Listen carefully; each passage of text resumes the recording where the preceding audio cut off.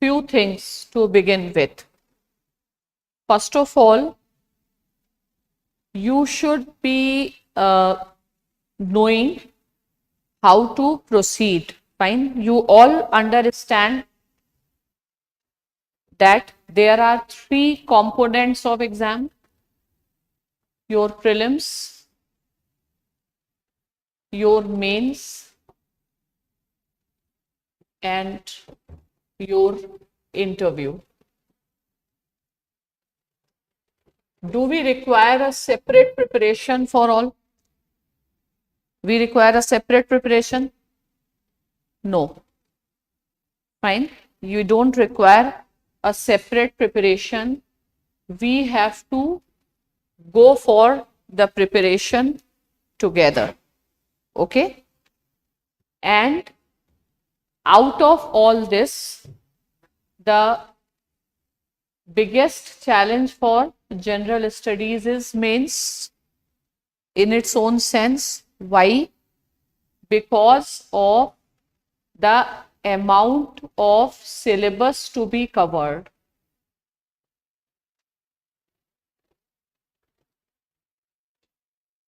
Okay. Now, amount of syllabus to be covered here, you'd also need to develop different type of skills. Fine. Understand the issue from mains point of view, at the same time from prelims point of view.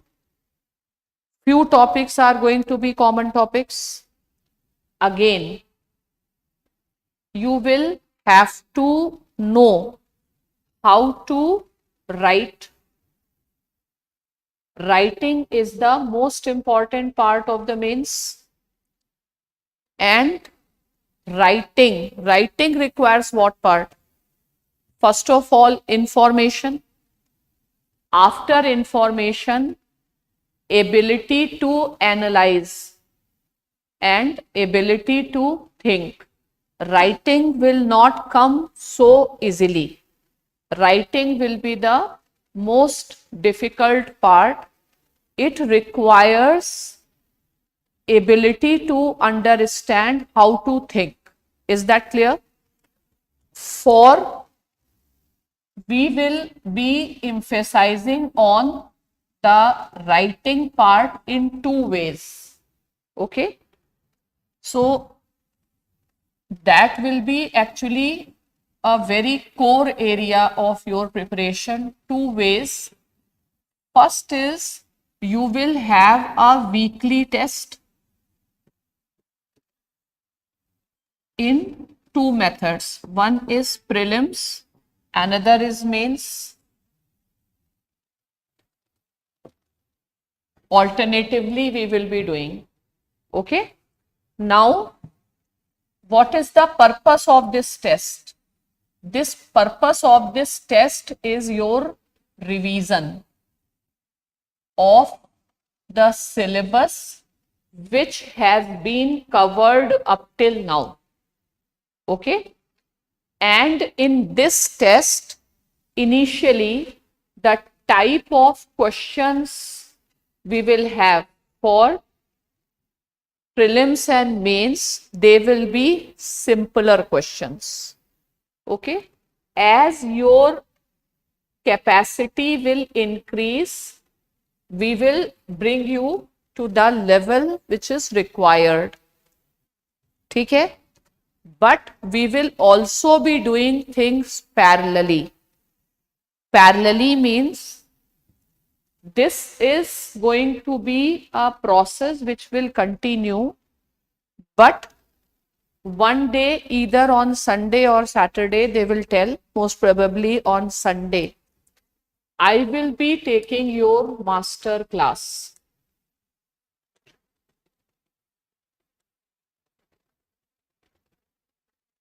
This master class will be for the topics which are very exclusive and exam oriented topic. So we will be developing parallel preparation process.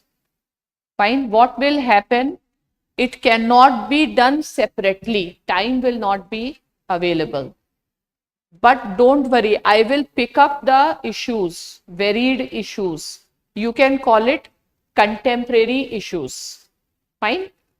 And I will explain the issue, and I will also be telling you how to write an answer. Fine. So this class of mine, you can consider it as your mentorship class.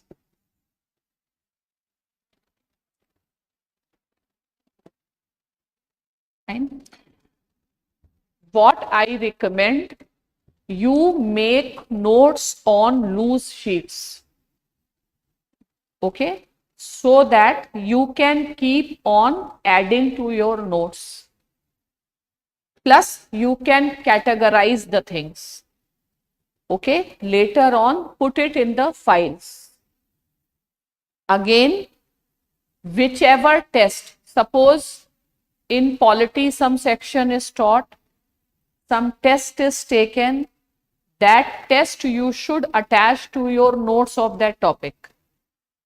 Later on, it will be easy. What happens is, these things appear simple, okay, but later on it becomes unmanageable.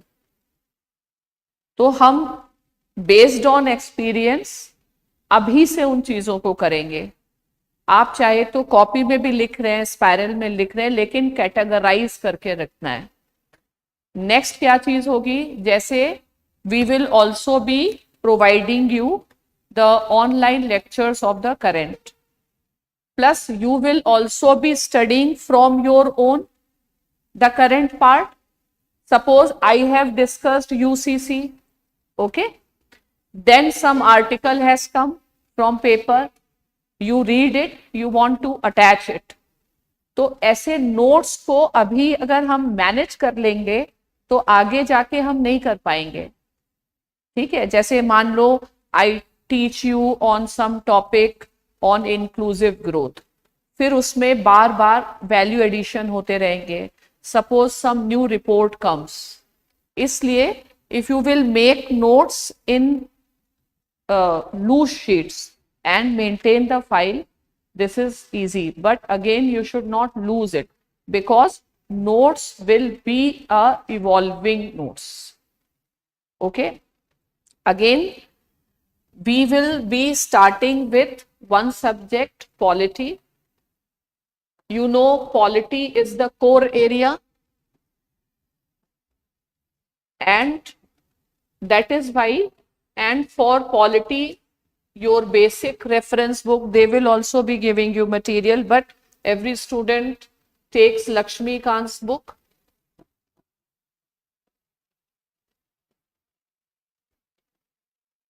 Whichever subject you are studying, you will understand that subject only when you know PYQ. Okay, suppose fundamental rights, you know what are the PYQs, you can understand the class in that context.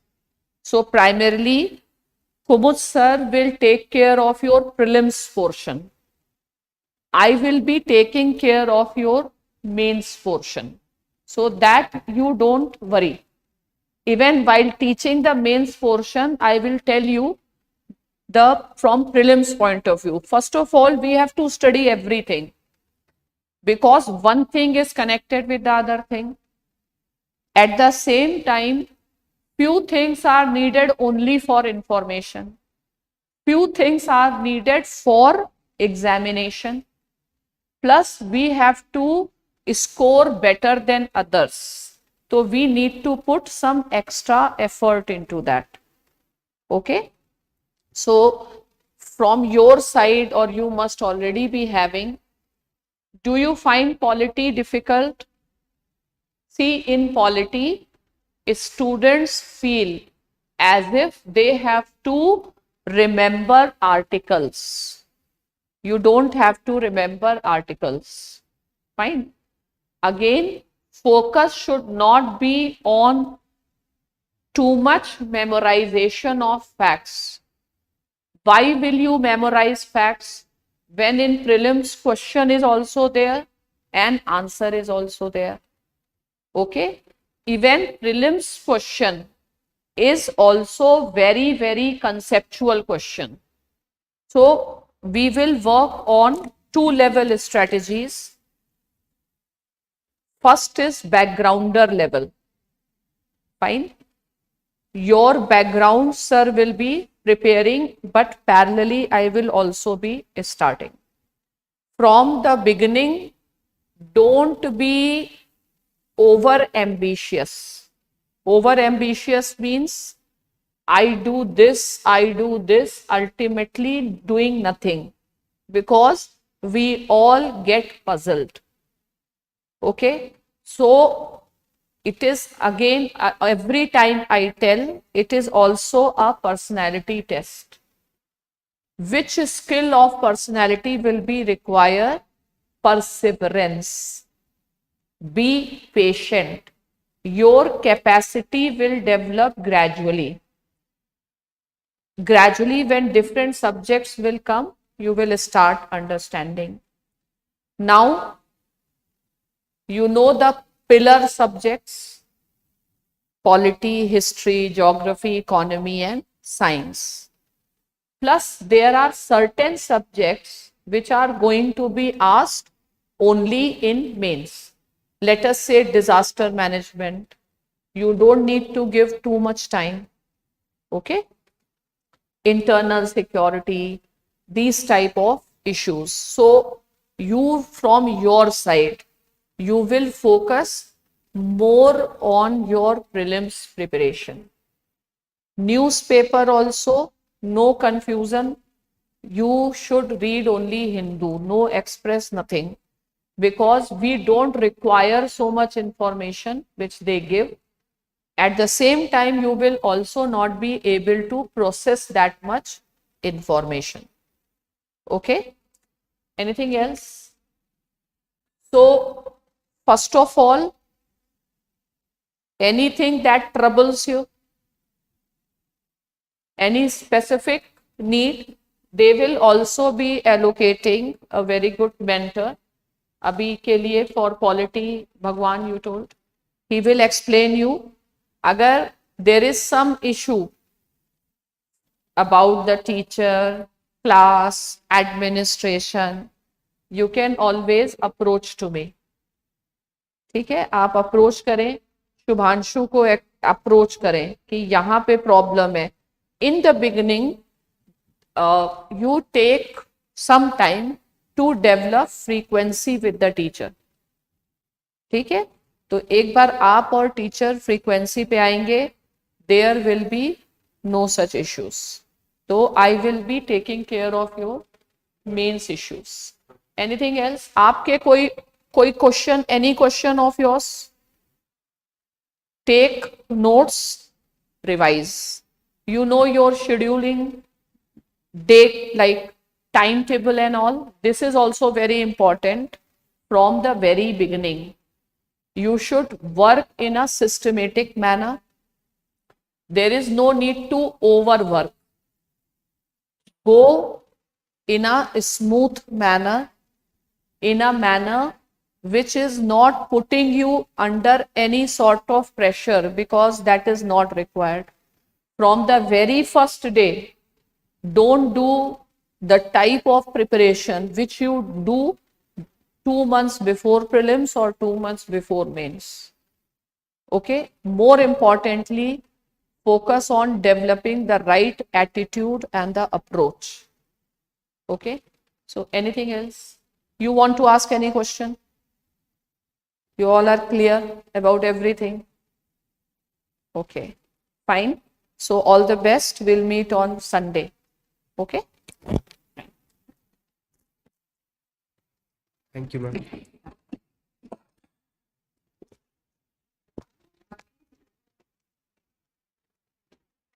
You can come ahead.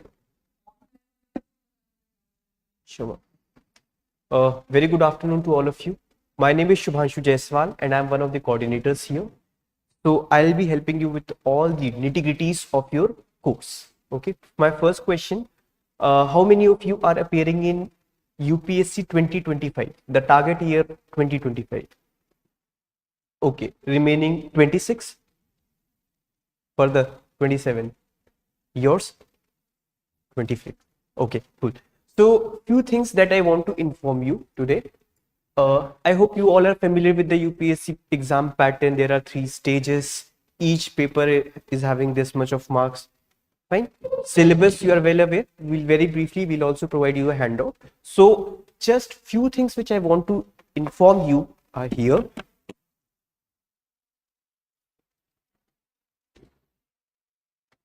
The course plan. So how do we conduct the course? What are the subjects that we will cover in this course? So we'll have Indian polity, we'll have ancient medieval art and culture, modern India, post-independence, world history, geography and disaster management, environment, ecology, Indian economy, science and tech, ethics, Indian society, internal security, governance and international relations.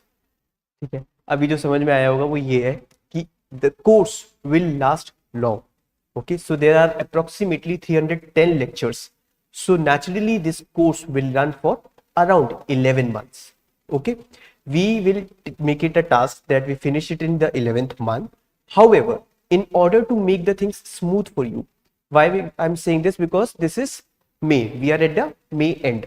So next, if you count the 11th month from today, that is April. In the month of April, we cannot have the class as such. Why? Because many of you are going to appear for the prelims. So in order to save you from that stress, we might put some extra classes in the months like October, November, December, so that after January you are in the capacity to dedicate your time more into prelims preparation.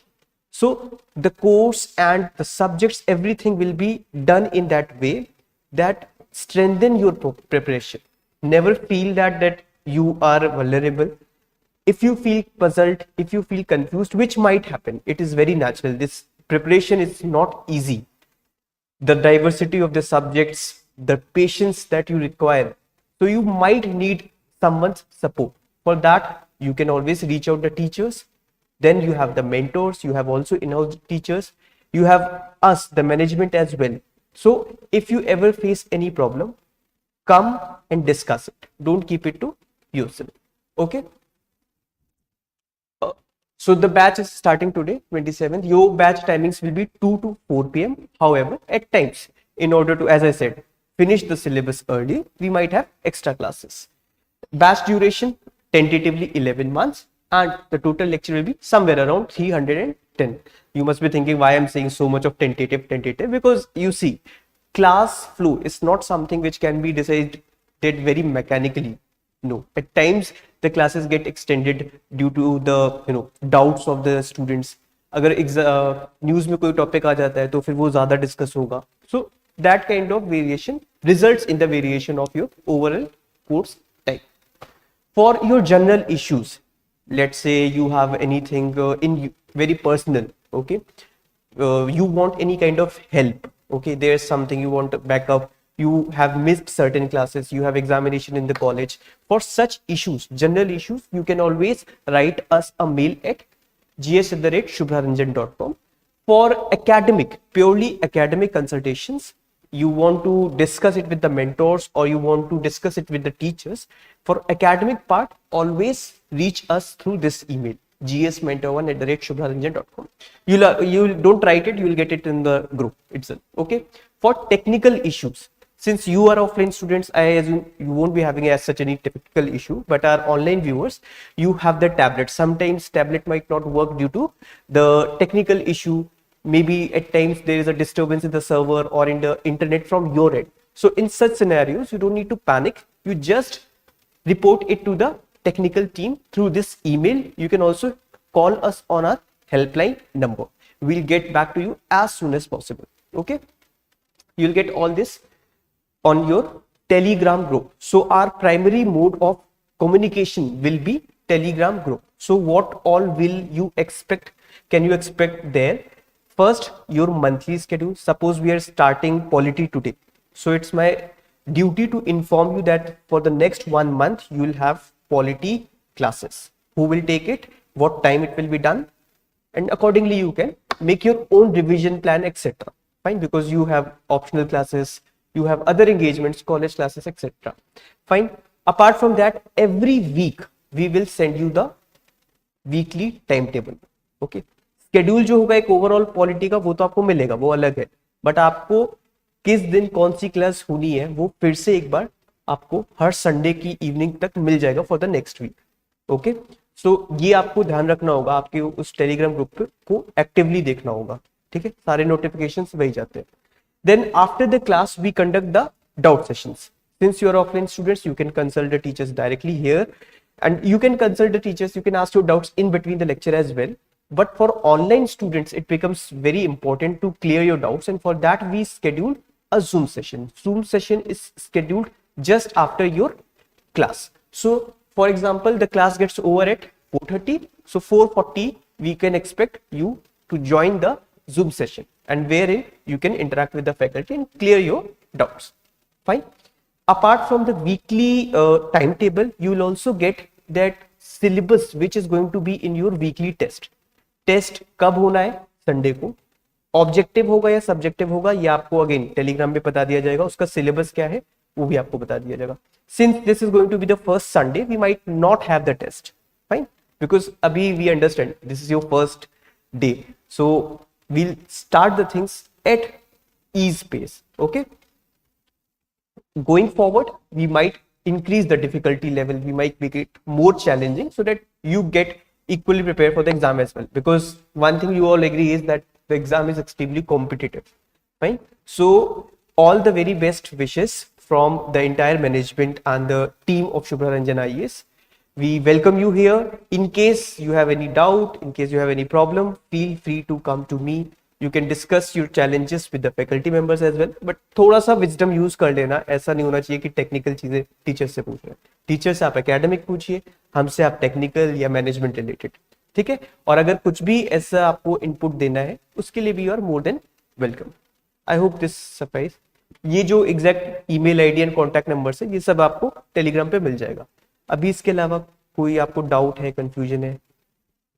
One more thing I want to announce that today we are starting the classes here. For a time being, classes will be held here. However, very soon we are going to shift to another building, so that building is also nearby.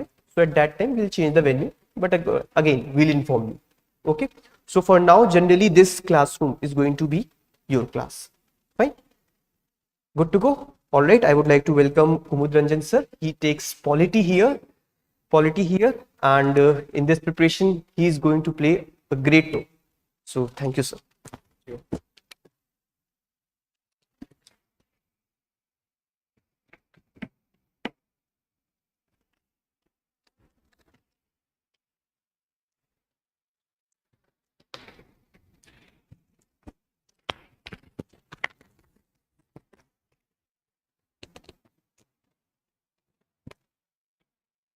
Good afternoon, all of you.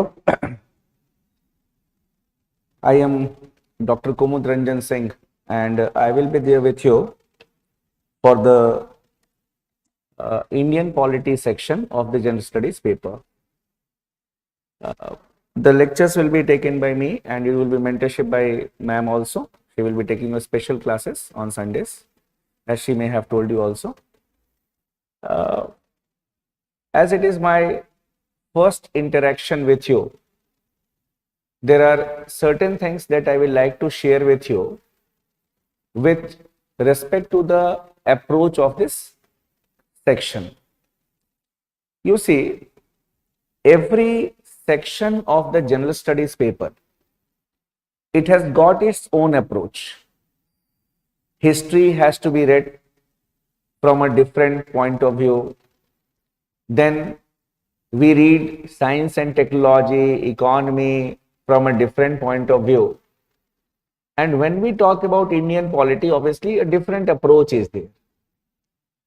The first important thing that we need to understand in the Indian polity section is that Indian polity is not only about the articles of the Constitution, because there is a general perception among the students as well as among the trainers that Indian polity is only about the provisions or the articles of the Constitution.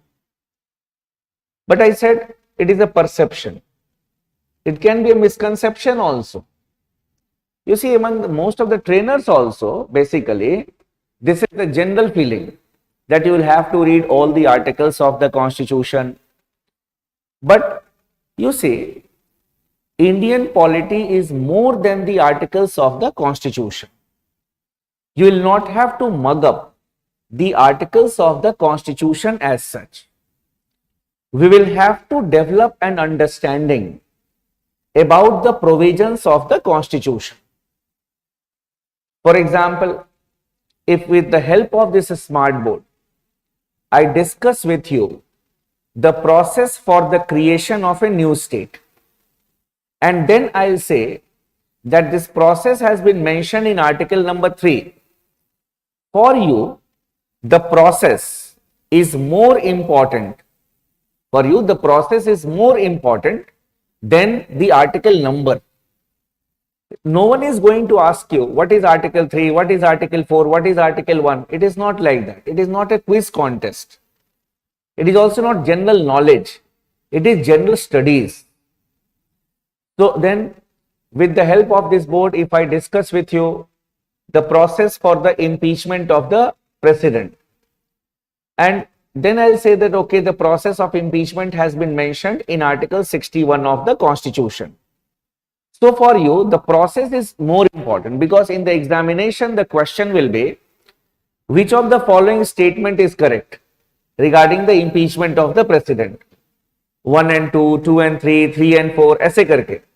It is not that they will be asking you the article numbers as such. You see, most of the students who do not make, or through the examination, whose name do not appear in the merit list, even you will find them here and there.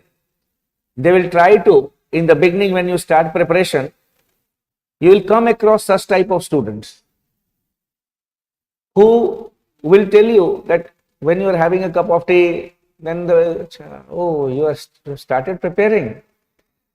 Then, we are taking classes there.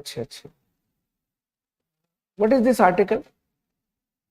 Just start, yes. Ab dekhoge, the students will start acting like this only, whom we call as seniors. हम बोलते ना seniors.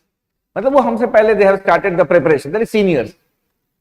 So they will start asking you such questions, and you will get afraid. Arey, I don't know anything. But then he will say, or she will say, I have been preparing for the last 4-5 years. You see, I have attempted for I have given 3 attempts, but I have not cleared. I remember all the articles, but even then I have not cleared the prelims.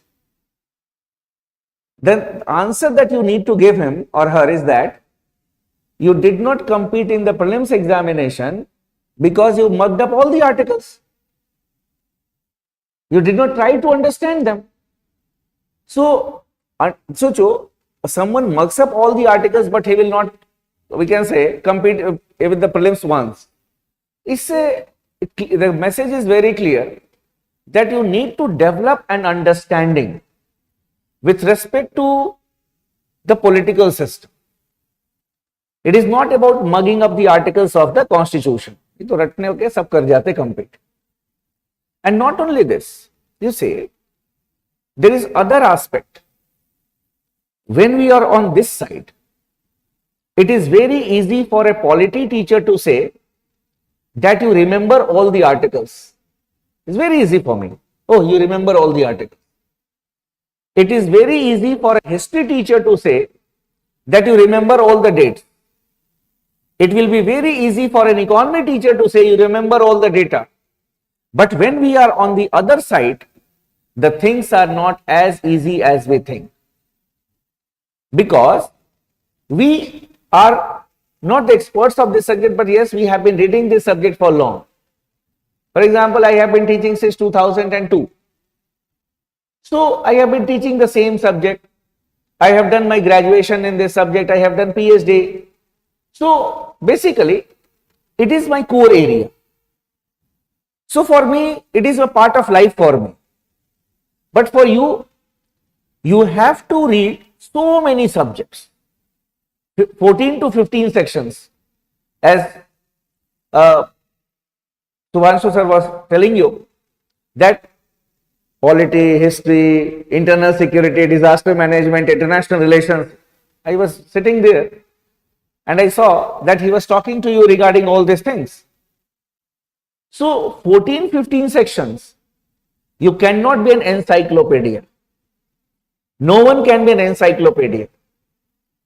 So the objective of these classes will not be to make you mug up the articles, but to develop an understanding in you. That is termed as reading between the lines. You'll have to get an understanding of the things in order to compete in the examination. That understanding will be developed in the class. And when we talk about Indian polity section,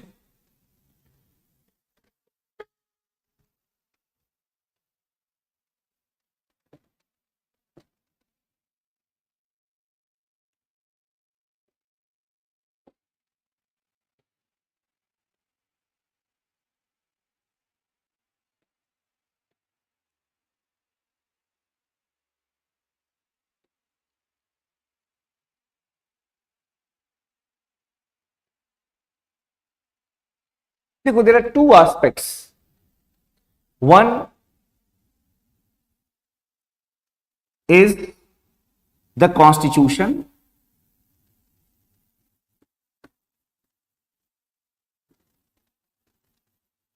and the second one is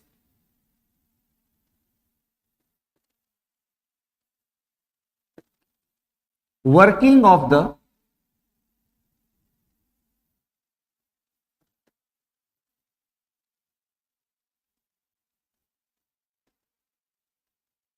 political system. Mainly we focus on two aspects. Both the aspects have to be read together. For example, in the constitutional part, suppose we discuss the preamble. What is the preamble? What is the significance of the preamble? Then which amendment act had amended the preamble? The basic things. This aspect may be known to everyone,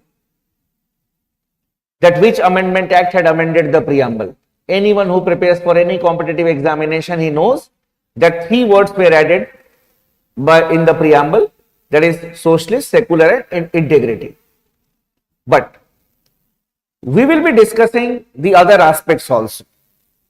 For example, if the word socialist is there, what is the meaning of the term socialist? Then from where the word socialist has come? Because in order to understand socialism, you will have to understand that from where this concept has come, the background. Then after that, what is the difference between communism and socialism? The basic things. Because in the examination, in the syllabus it is not mentioned. But in the examination, the questions are asked from those aspects also. Which of the following is similar to both Gandhi and Marx? So basically, you'll have to connect the things. You'll have to develop an understanding. That is more important. So we will be discussing socialism, Marxism, what is the basic difference between these two, and then we'll also be discussing the dimensions of Indian socialism, because the word socialism socialist has been mentioned in the preamble. तो ये नहीं सिर्फ आपको बता देंगे कि अच्छा the socialist word was added, a holistic idea and then whether the concept of socialism is relevant in the contemporary times or not. Because in the era of liberalization, you say, generally what people are saying, the government has sold the railways, the government has sold the Air India, it is, yes. So, we are not the student of politics, but what questions can be framed? Is the role of the state still relevant in the era of liberalization? Or has the concept of socialism become irrelevant in the concept of liberalization? Such dynamic questions. Then when we discuss secular, it is not that, okay, I know that the word secular was added by the 42nd Amendment Act. No political questions will be discussed that why this word was this. Generally, students, क्या होता है ना, कुछ questions में मजा आता है discussion करने में, but they are not useful for the examination purpose. That sir, why 42nd Amendment Act had added the word secular? It was the decision of the political government at that point of time. But we need to understand that what is the meaning of the word secular or secularism, how Indian secularism is different from the Western concept of secularism, what is this concept of positive secularism, then what are the legal dimensions of secularism, and what are the debates going on in the country among the scholars. ये नहीं कि चाय दुकान के debate हम लोग discuss करेंगे, among the scholars, that whether India is a secular country or not. Because obviously this is a big debate in the country. Some people say that India is secular, some people say that India is not secular. So that debate also we will be discussing. And then the way out. How secularism can be strengthened in India. A complete package. Because if you see the questions which are being asked in the mains examination also, if you see the last 10-year question papers, the questions will be on dimensions of Indian secularism, how the Indian secularism is different from the Western concept of secularism, what is this concept of positive secularism. So we need to develop an understanding about these concepts. Then the concept of democracy, democracy as a political system, because in our prelim syllabus it is mentioned the political systems. So we'll have to be aware about such type of things. If we talk about democracy, what is the meaning of democracy? Because in the examination the question will be, which of the following statement is correct regarding democracy? 1 and 2, 2 and 3, 3 and 4. Which one of the following is not a feature of liberal democracy? So, okay, what is liberal democracy? What are the features of liberal democracy? How it is different from the Marxist democracy as it is practiced in China? So, we need to develop an understanding. What is direct democracy? What is indirect democracy? What type of democracy can be suitable for India? So, such type of things. And then the concepts of liberty, equality, justice, yes. So basically, अगर आप देखोगे, तो we will have to connect the things. That is polity. How the political system works. What is the real nature of secularism in India? What type of socialism we follow in India? It is more than the articles of the Constitution. Then, suppose if we discuss part 1 of the Constitution. Even remember, all the articles are not to be remembered or not to be discussed also in the class. Some important ones. And then the theoretical part, the constitutional aspect. Then the dynamic aspect, justification for smaller states. How far the demand for the smaller states can be justified. Such questions. Linguistic states. What are the advantages of linguistic states? What are the disadvantages of the linguistic states? Because everywhere it is written, Fazal Ali Commission, it had recommended that the state should be on the basis of language. But the advantages of linguistic state, the disadvantages of linguistic states, then how far we can justify the demand for smaller states in India. Then if we talk about fundamental rights, then we first of all we need to know the concept of rights, human rights, because fundamental rights are the basic rights. So more than the articles of the constitution, because questions are dynamic, the questions which are being asked are dynamic in nature. So we need to develop an understanding about certain aspects. If we discuss the office of the president, the constitutional aspect regarding the president's office, we will be discussing. Then the dynamic aspect, role of the president in the era of coalition politics. If we have a rubber stamp president, the dynamic aspect. Similarly, agar aap governors, we will be reading governor's office, constitutional provisions regarding governor. After that, we will be discussing the role of the governor, because the role of the governor has always been controversial. Even now also you see that in the opposition ruled states, Kerala, we have, then in Tamil Nadu, you may be reading it in the newspapers that there is dispute with respect to the governor. There is a conflict sometimes between the chief minister and the governor. So we will be discussing these dynamic aspects, that how the role of the governor has become controversial in the contemporary times. Done. So such type of dynamic, because it is polity. It is polity. Two things I have written here. One is the constitution and then working of the political system. Both the things have to be read. The mistake that the students make is that they emphasize on this aspect, that is on the articles of the constitution, but they do not try to understand the working of the political system.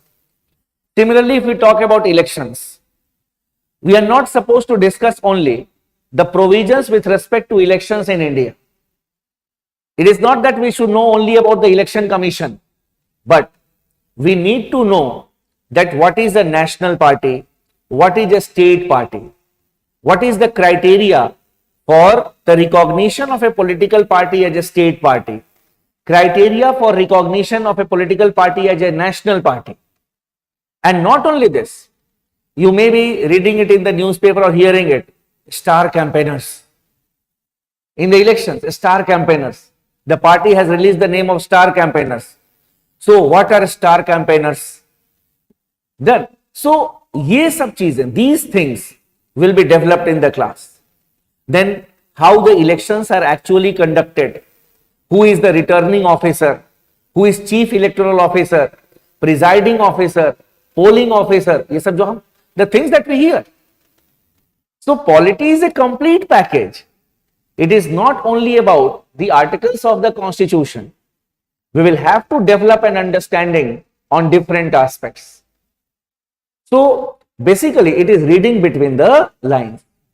Now we will be focusing on these two aspects, constitution and working of the political system. Your base will be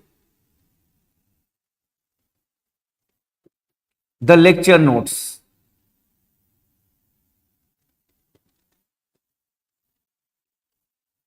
The lecture notes base. Lecture notes means our methodology that we follow in our institution. We will be explaining the things to you, and then we will making you to write also, so that when you go out of this room, then something standard will be there with you. Because in the classroom, what happens generally, sometimes when we come and we deliver the lectures, as it generally happens at the college level, the professor comes, he delivers lectures and they go. And after that, the students will have to read of their own, search here and there.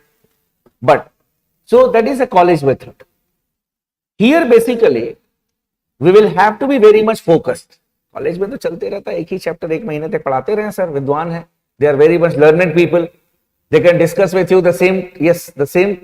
आँख बंद करके they start teaching. Whether the students are understanding or not, it hardly matters for them. But here we are very much focused. You'll have to be within a limit.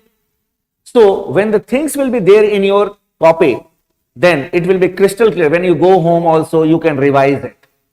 So once I will discuss the things with the help of this smart board. Then I will make you to write it also, so that twice also the things will be there in your mind. And after that, you can follow the study material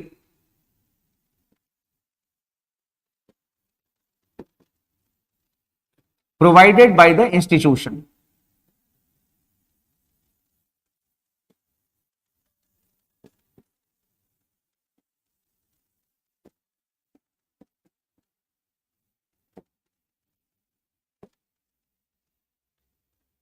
The books will be provided to you by the institution also.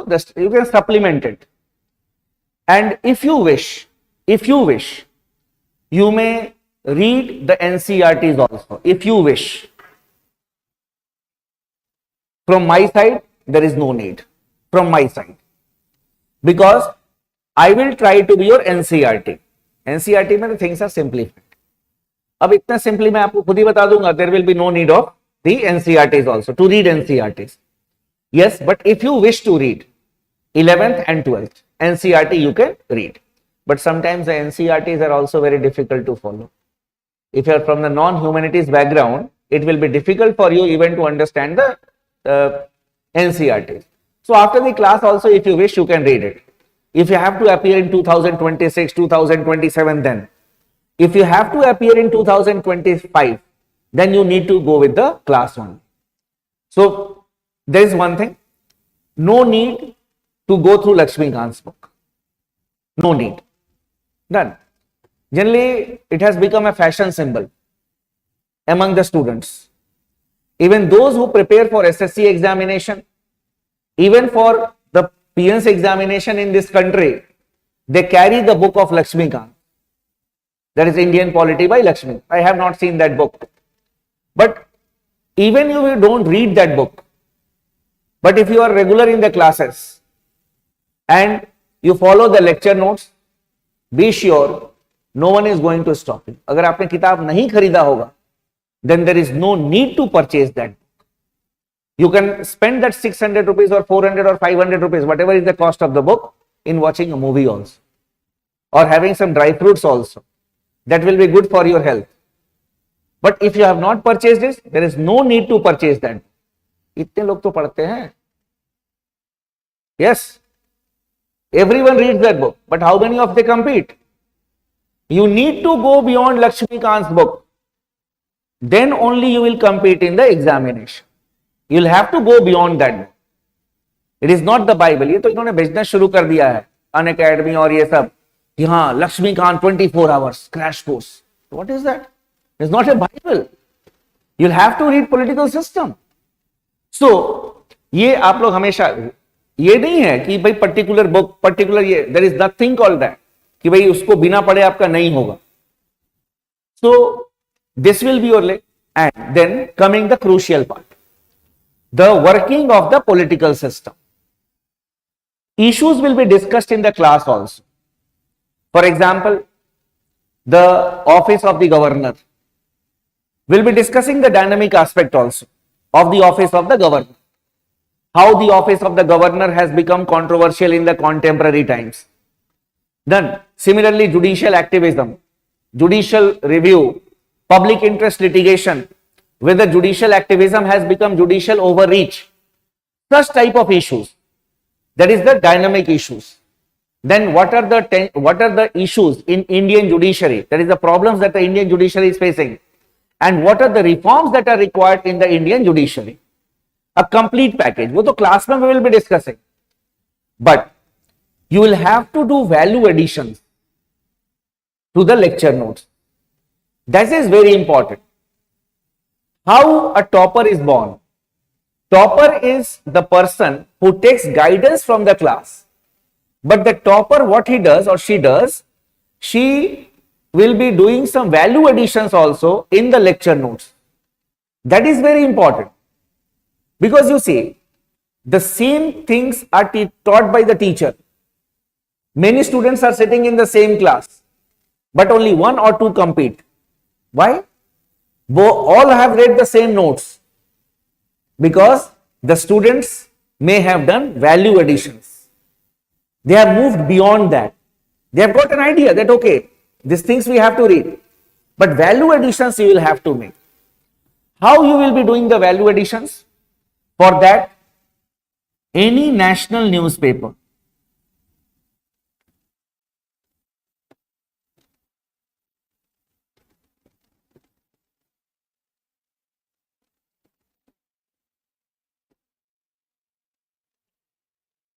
Now, it is not that you will read the newspaper daily. From this how to prepare answers, I am telling you how to make use of the newspaper for preparing on the issues. That is my concern. Current affairs के लिए तो lot of information is available everywhere. And suppose if I discuss with you judicial activism in the class, then my work is over. With some modifications, I discuss the same thing with the students every year. Changes with some modifications, with the changing times and circumstances. Now, what you will have to do when you go home, you will have to make a, we can say, first of all, Google articles on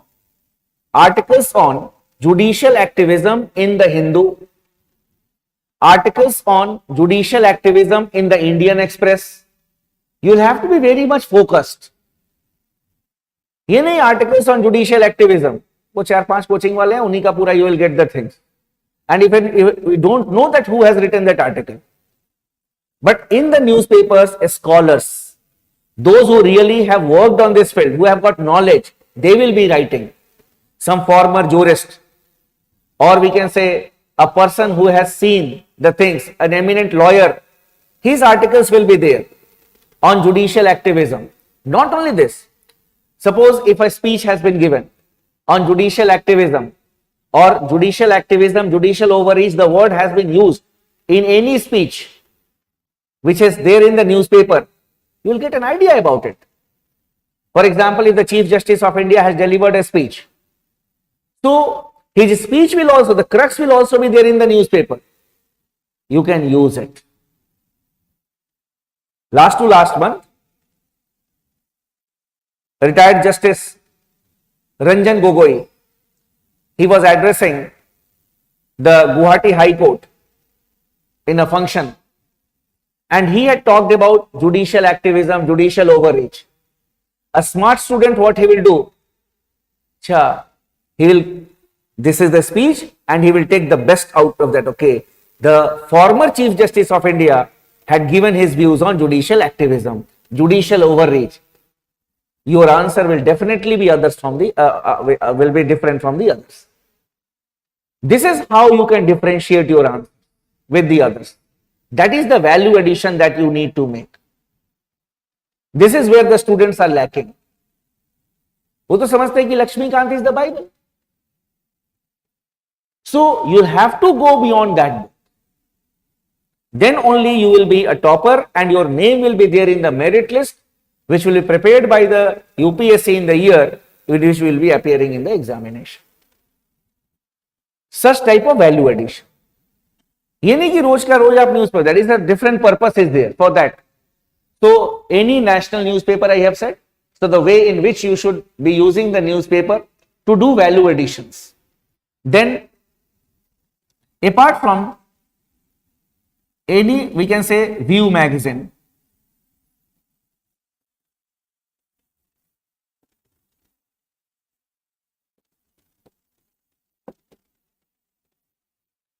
any View magazine, it is suggested that students who prepare for the UPSC examination, they need to read the Frontline. Frontline is one of the better View magazines. It is a fortnightly magazine. No doubt it has also got orientation towards the left ideology, but it carries an article of the month. 2-3 articles may be there related to the same topic, and 3-4 pages in the Frontline are dedicated for international relations. That will be handy for you for international relations also. And the contributors, they are also the eminent persons. The persons who contribute in the Frontline, they are eminent persons. Then Rajya Sabha television debates.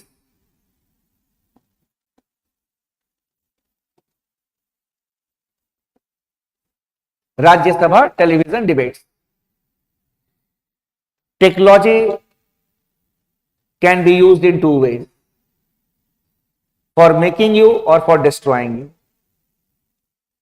And technology generally we use for a constructive purpose. यहाँ भी देखो, I have told you to follow any national newspaper. With the help of technology only you can do it. You can visit the archive also. पुराने articles भी will be there, you can see them. Here also, Rajya Sabha television debate. You will be using your mobile phones for that. So whenever you have time, अब करना क्या है? अब boring, we are feeling bored. Then just okay, Rajya Sabha television debates, Google. You get some good topics there. And there who take part in the discussions, they are eminent persons. Professors of the universities, they are invited.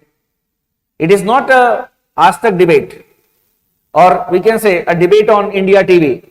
When you will see that the anchors, they are barking, the panelists, they are fighting. It's not like that. But you will really find good people who will be helping you in understanding the problem of gender empowerment, then child labor issues, environmental issues. Your knowledge base will be enhanced. So no stereotype, we can say, type of preparation, which technology has developed. So we will have to go beyond the books. We will have to develop a horizon of thought process, and these things will be helping you. Because not only prelims, not only mains, you'll have to appear in the personality test also.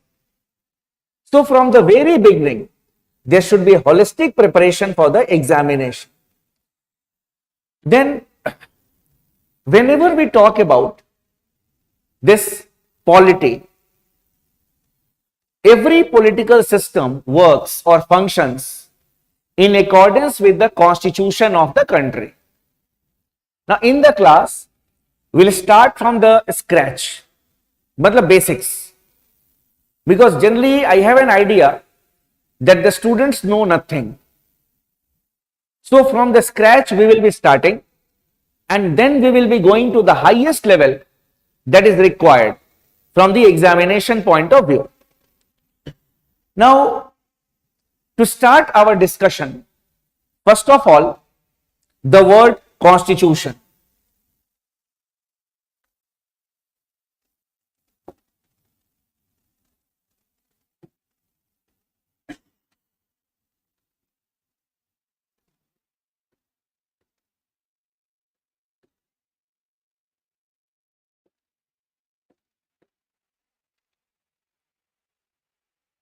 Now, whenever we hear this word constitution, जब भी हम यह word constitution सुनते हैं, the first thing that comes in our mind that it is a document.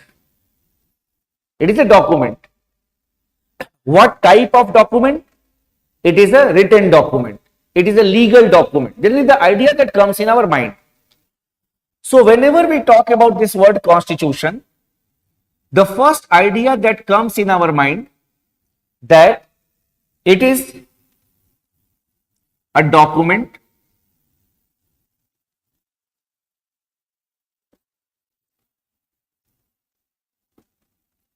which enjoys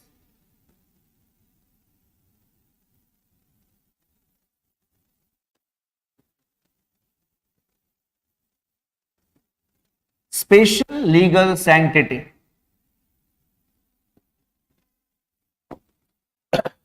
Which enjoys special legal sanctity. When we say legal sanctity, sanctity means backing of the law. So, what type of document? It is a legal document. If an individual or an organization which is living within the territory of that particular country, if it will not follow the provisions of the constitution, then the law will take its own course. That is, we can say, enjoying legal sanctity, backing of the law. Now you see, that we have an inquisitive mind. Suppose if I am carrying a book with me, some of you will feel that let us see what books the teacher is carrying. Or if a document is here, then you will feel to see, अरे यार ये किताब है क्या, एक बार देख तो ले. We should see it. Now suppose if the constitution is lying here, and if we turn the pages of the constitution, then what we get? So when we turn the pages of the constitution, we see that it contains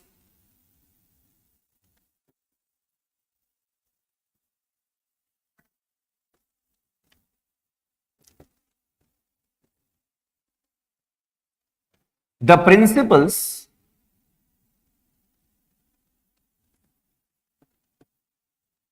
and functions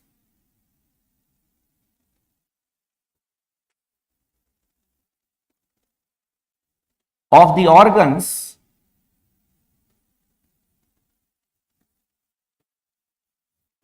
of the government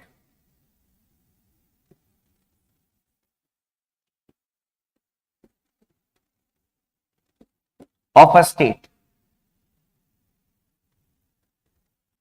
So it contains what? It contains the principles and functions. Principles and functions of what? Of the organs. Organs of what? The government and government of a state. 3 words I have said. Principles and functions of the organs, organs of the government of a state. Now each and every word that I will explain in the class, I will use it here, I will explain it. The notes for the UPSC examination has to be very much systematic. College lecture जैसा नहीं है क्या बैठ के teacher बोल रहे हैं and you will start ऐसा कुछ लिख दिया. यू विल गेट कंफ्यूज्ड कि सर ने in what context the teacher has said what.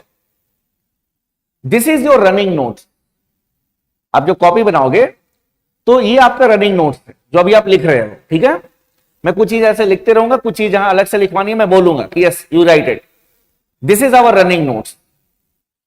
Now extra information that I will give you, for example, I will be telling you the meaning of the term state, what is the government, what are the organs of government, तभी तो जानोगे ना कि what are principles and functions.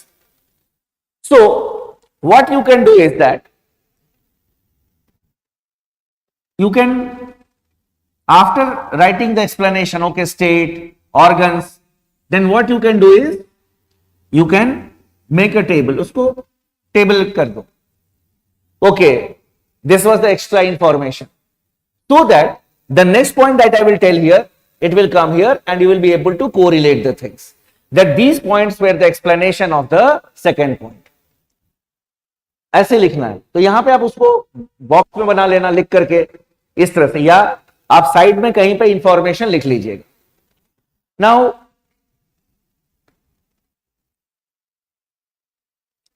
one by one I will be telling you. देखो, forget key contains the principles and functions. Yes sir. First thing that we need to understand here is the concept of state, because we have written it contains the principles and functions of the organs of the government of a state. So first of all we need to understand the meaning of the term state. You see,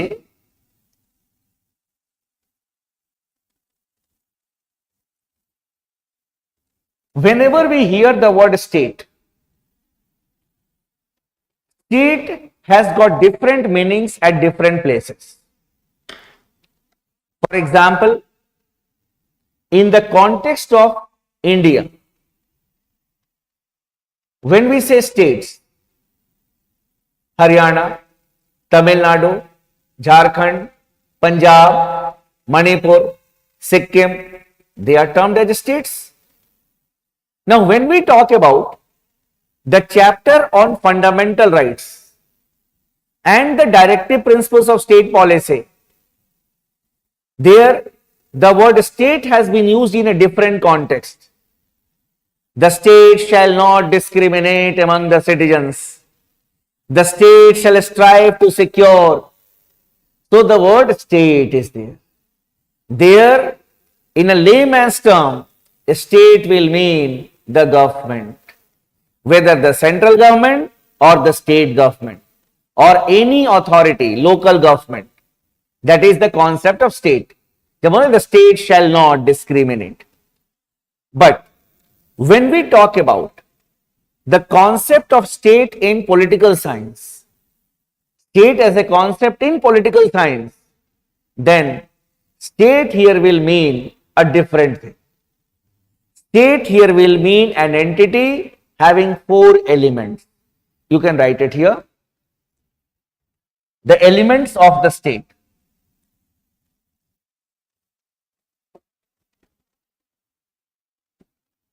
और पहले इसका definition लिख लो. A state is an entity.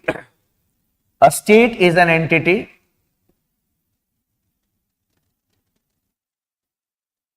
having four elements.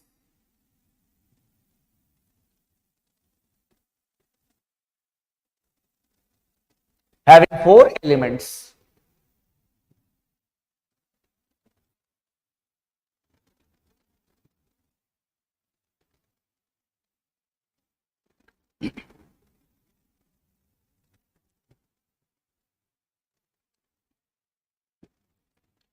Population,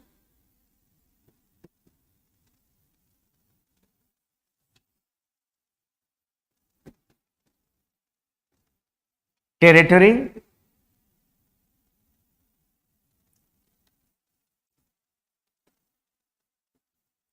government,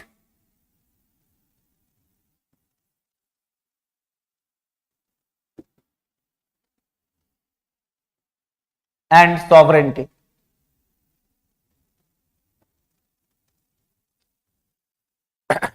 Population and territory, they are the physical basis of a state.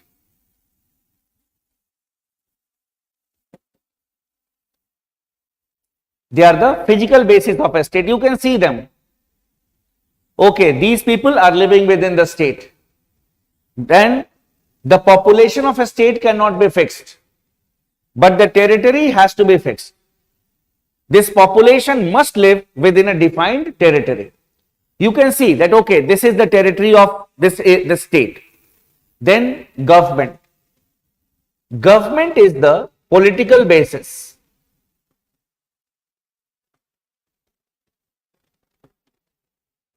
Government is the political basis of a state. And then sovereignty is the spiritual basis.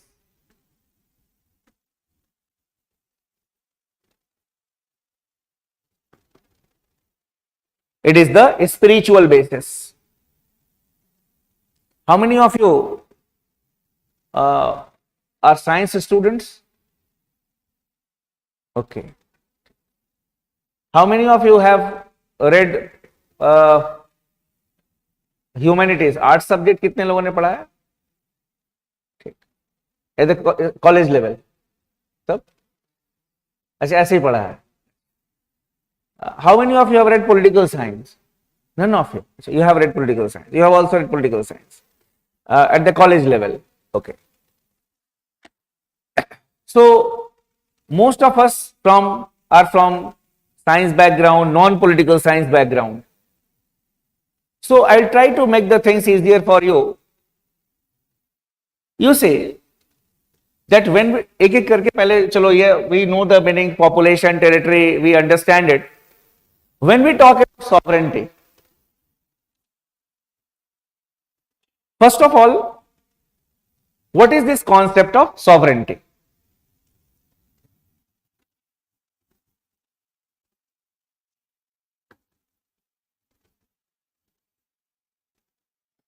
Sovereignty is the supreme decision making power.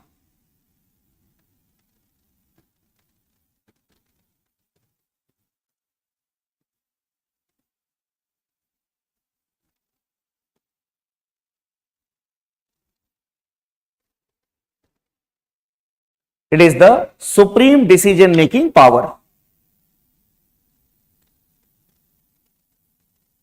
Now you see, first of all, in our individual context, we all are sovereign. Suppose he is wearing a t-shirt. No one has asked him that you should be wearing a t-shirt. Him also, I am wearing a shirt. No one has asked me that no, you'll have to wear this shirt only. It is my own decision. It is said, over his mind, body and soul, an individual is free. Over his mind, body and soul, an individual is free. What type of food we will be having, what type of clothes we will be wearing, to whom we will be talking to, it is our own decision.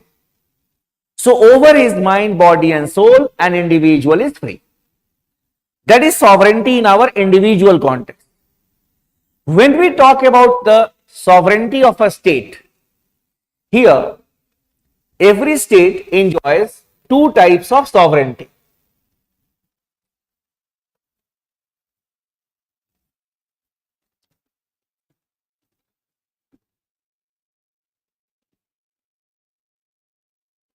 Internal and external.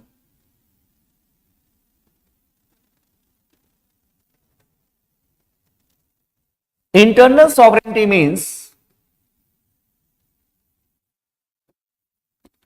laws of the state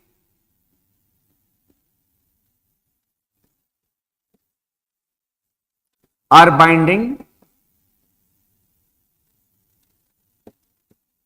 on every individual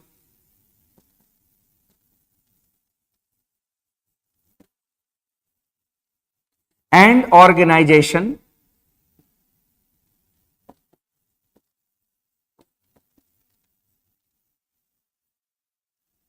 within its territory.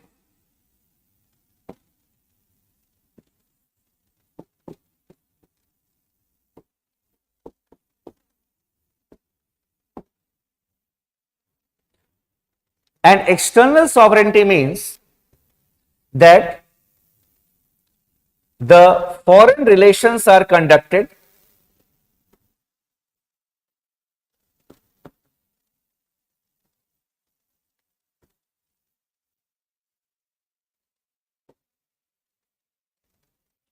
without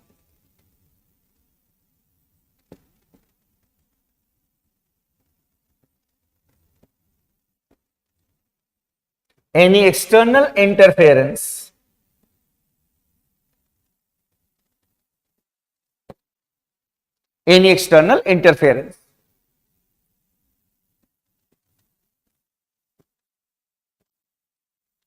an independent foreign policy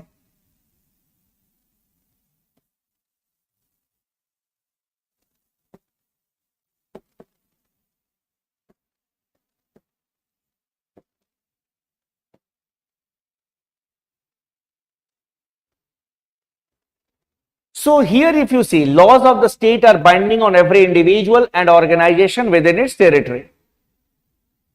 That is why if a group of people, they do not abide by the law of that particular land, then what we say, that these people are challenging the sovereignty of the country.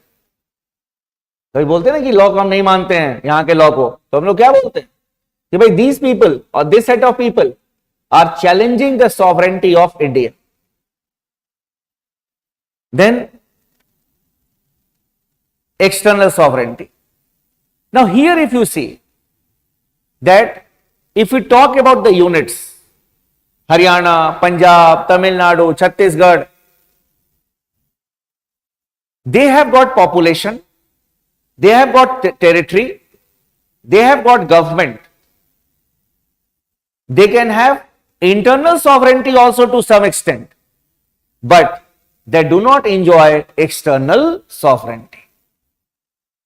Why I said internal sovereignty to some extent? Suppose you go to the state of Bihar. There is prohibition in the state of Bihar. Liquor is banned in that state. So sale, manufacturing and consumption of liquor is banned within the state of Bihar. So when you go to the state of Bihar, you will have to follow the law which is prevailing in the state of Bihar. So they also have got this internal sovereignty, but you may not have ever heard about the foreign policy of Texas or the foreign policy of Haryana, Punjab, Tamil Nadu, Chhattisgarh. Never. It is the sovereignty that distinguishes a unit from a state. Sovereignty. So, in a layman's term, when we talk about this concept of state, state here will mean a country. Will mean a country. I should have simply said, मैं आपको शुरू में बोल देता कि अच्छा state will mean country, but no. Idea has to be there in you because questions are asked in the examination. Which of the following statement is correct? And the definition of the state is mentioned. A group of people living within a fixed territory, having a political authority with supreme decision making power. 4 elements. It was a question in 2021 or 2020. So the basic things are being asked by the UPSC nowadays. That is why you needed to start from the scratch. Even if you need to understand the constitution, उसमें state आपको जानेगा, इससे एक question आया, जो students पढ़ के गए होंगे वो आराम से उस सारे एग्जाम में उनका correct answer था. ये तो हुआ the concept of sovereignty, because some concepts can be new for you also. Then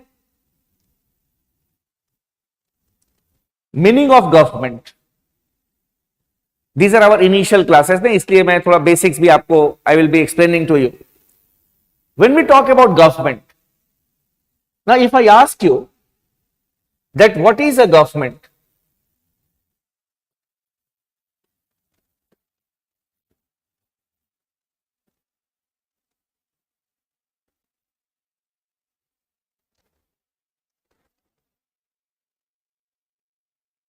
These things are very basic in civics.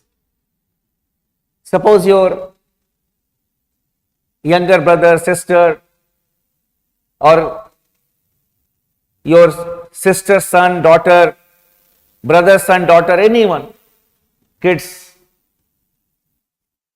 when you go home, they will say, Didi, Chacho, Mama, the kid will be in 6th or 7th or 5th. Because preparing for IAS, अभी तो बोलते हैं doing IAS, क्या कर रहे हैं? IAS कर रहे हैं. The preparing for the examination. Generally, this is the what people say. He's doing IAS. He's preparing for the civil services examination. But obviously, there is a perception. So they will think that preparing for the examination means obviously he must be a very learned person. So they will ask you that Didi, Mummy, Mami, or we can say Mausi, what is government? It was there in the civics book. Then what you will say? What you will say? Oh, the Congress government, BJP government, you don't know this? No, we are not supposed to tell these things. You should say that, dear, you see that there are, the state has got certain functions to perform.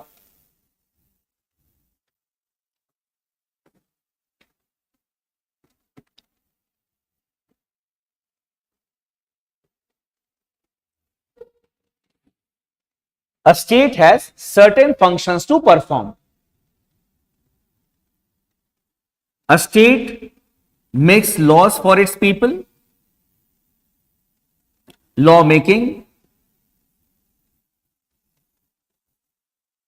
law implementation,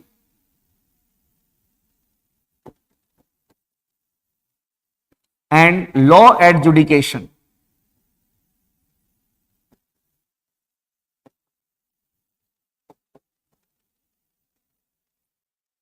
Now, there can be a question in your mind that, sir, how these are the functions of a state: law making, law implementation, law adjudication.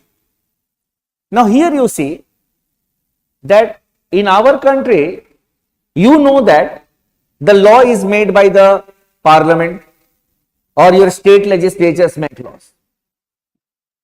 You know that the law enforcement is done by the executive, that is, we can say the police, the army. But outside the world, outside India, what will be the perception?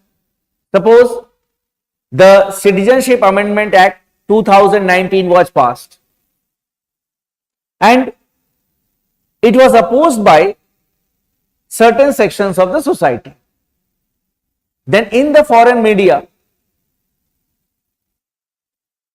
what they will be writing or saying? India has made a law related to citizenship which is being opposed by certain sections of the society. India has made a law. The name will be that of India. Then suppose while implementing the laws, there is violation of human rights.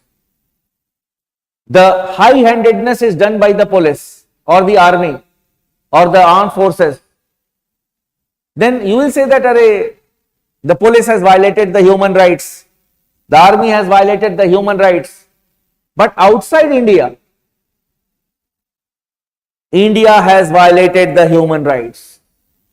In this part of the country, Sudan violated human rights, Sri Lanka violated human rights. The name will be that of the country.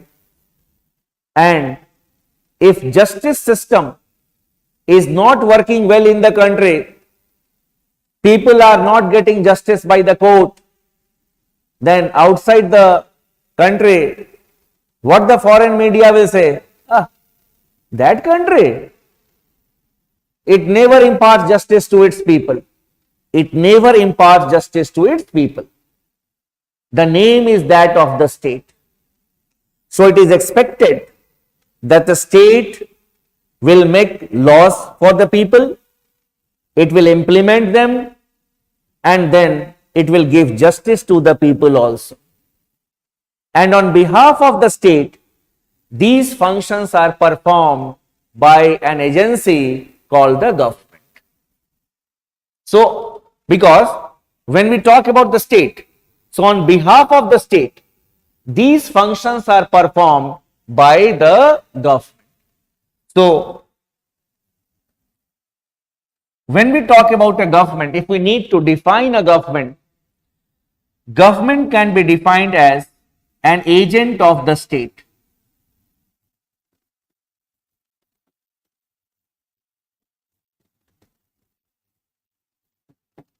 An agent of the state.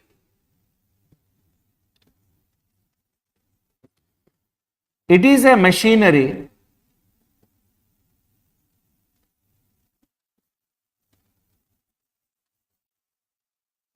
through which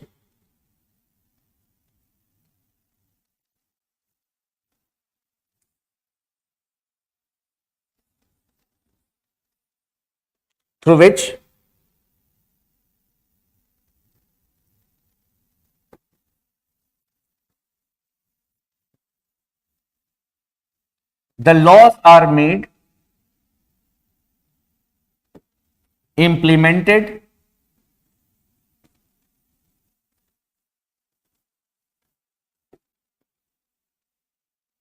and adjudicated.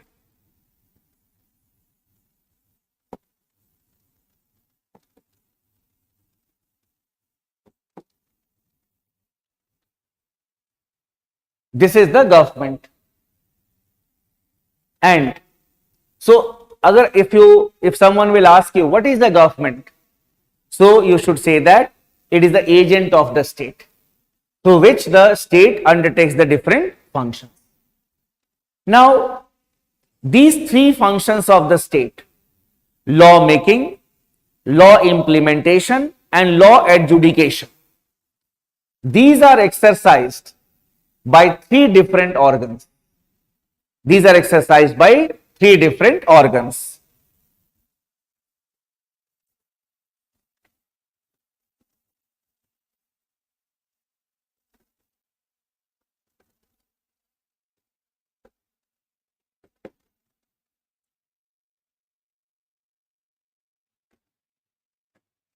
Lawmaking is done by the organ that is legislature.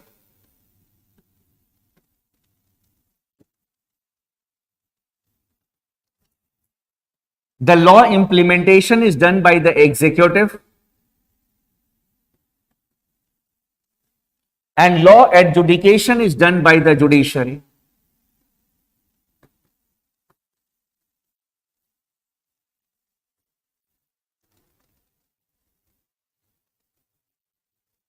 Now coming to this legislature,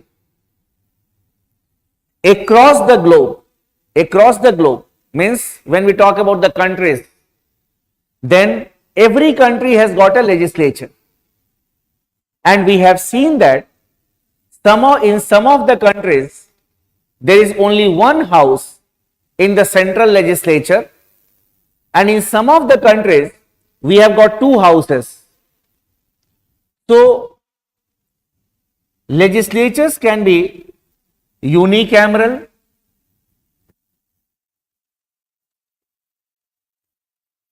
means one house,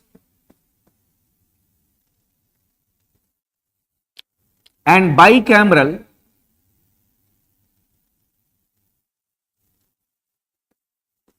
two houses.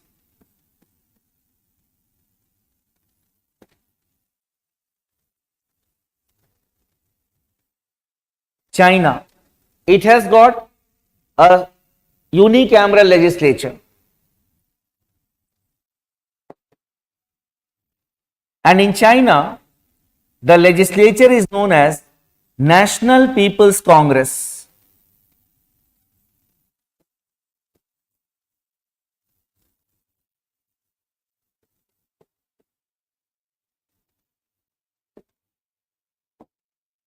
National People's Congress. One house is there. Then, when we talk about bicameral legislatures, then we see that some of the countries, they have got bicameral legislature.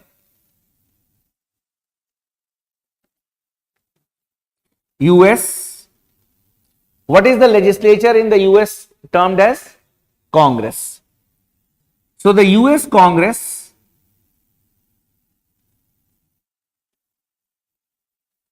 has got two houses. कौन-कौन से दो houses हैं? Senate and House of Representatives.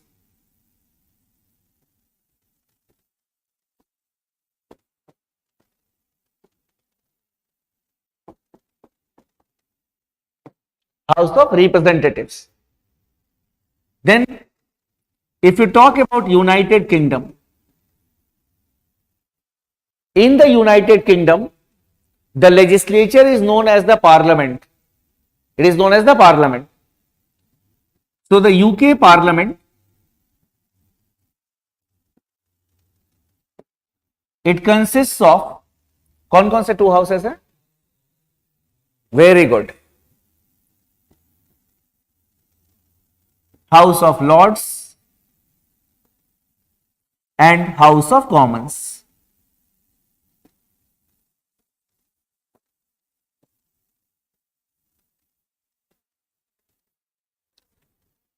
And in India, I don't need to tell you, it is the Parliament which consists of two houses at the central level, and what are these two houses termed as? Lok Sabha and Rajya Sabha. Very good. So unicameral means one house, because ये तो basic चीज है, and अगर ये शुरू में हम लोग जान जाएंगे तो सही रहता है ना. अब NCERT में obviously people will read these things only. So unicameral one house, bicameral two houses. So in some of the countries we have got unicameral legislature, in some of the countries we have got bicameral legislatures.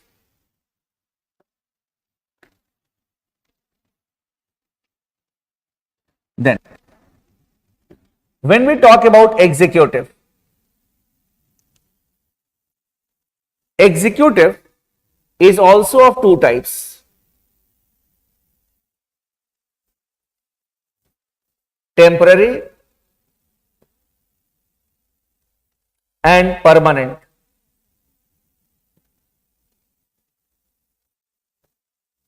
Temporary and permanent. The ministers,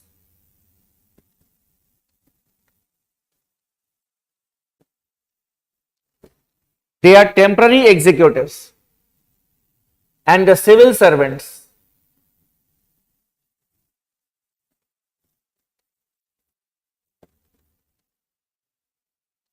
they are the permanent executives. Now, why there is the concept of the temporary as well as permanent executives? First of all, we need to know the reason why we call them as temporary, why we call them as permanent. You see, ministers have no term, no fixed term. You see that as long as the council of ministers will enjoy the majority in the lower house, the government will be there. If there will be no majority, the government will no longer be there. And in between also the ministers can be removed. You see that earlier, if we talk about the story of Maharashtra, in Maharashtra, Uddhav Thackeray was the chief minister. But there was bifurcation within the Shiv Sena, and another faction of Shiv Sena, it elected Mr. Eknath Shinde as its leader. And as Mr. Shinde had got the support of more number of Shiv Sena MLAs, with the help of the Bharatiya Janata Party, that group formed the government. So, Mr. Sindhe's term was not of 5 years. Not of 5 years. So, the term of the ministers is not fixed. The term of your legislature can be fixed. That the legislative assembly will be there for 5 years, the Lok Sabha will be there for 5 years, but the term of the ministers cannot be fixed. Then, when we talk about the civil servants are appointed for a fixed term, age. The retirement age is there, 60 years, or we can say it 58 years, as per the law of the country. And except under abnormal circumstances, they cannot be removed, except under abnormal circumstances. Now, there is another logic that we need to understand, that why we have the permanent executives as well as the temporary executive. You see, whenever we talk about the temporary executive, these are elected representatives. These are our elected representatives. And we elect them. Why? It is not a Mahaparv or festival of democracy, as people say. Okay, that is their perception. But as a student of politics, what is my perception about election is that it is a trust. Election is a trust. And when we vote in the election to a candidate of a particular political party, we show our trust in that political party which follows an ideology, that if the people belonging to this ideology will come to power, then they will utilize the taxpayers' money in a proper way. That is the trust. So, it is a trust that we show to the political leaders. But so these people whom we elect, they may have got the farsightedness. They may have got the farsightedness. They may have got the vision. They may have felt our pulse, that what people require, what type of policies they want, but they may not have the technical expertise to make policies for the optimum utilization of the taxpayers' money. And that is why we have got another set, that is the civil servants. The civil servants, they are selected through a rigorous competition, and after competing in the examination,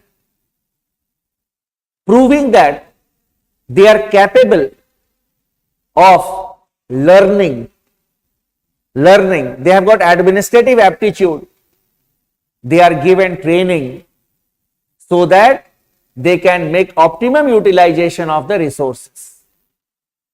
You will be given training in Mussoorie for policy making as well as policy implementation.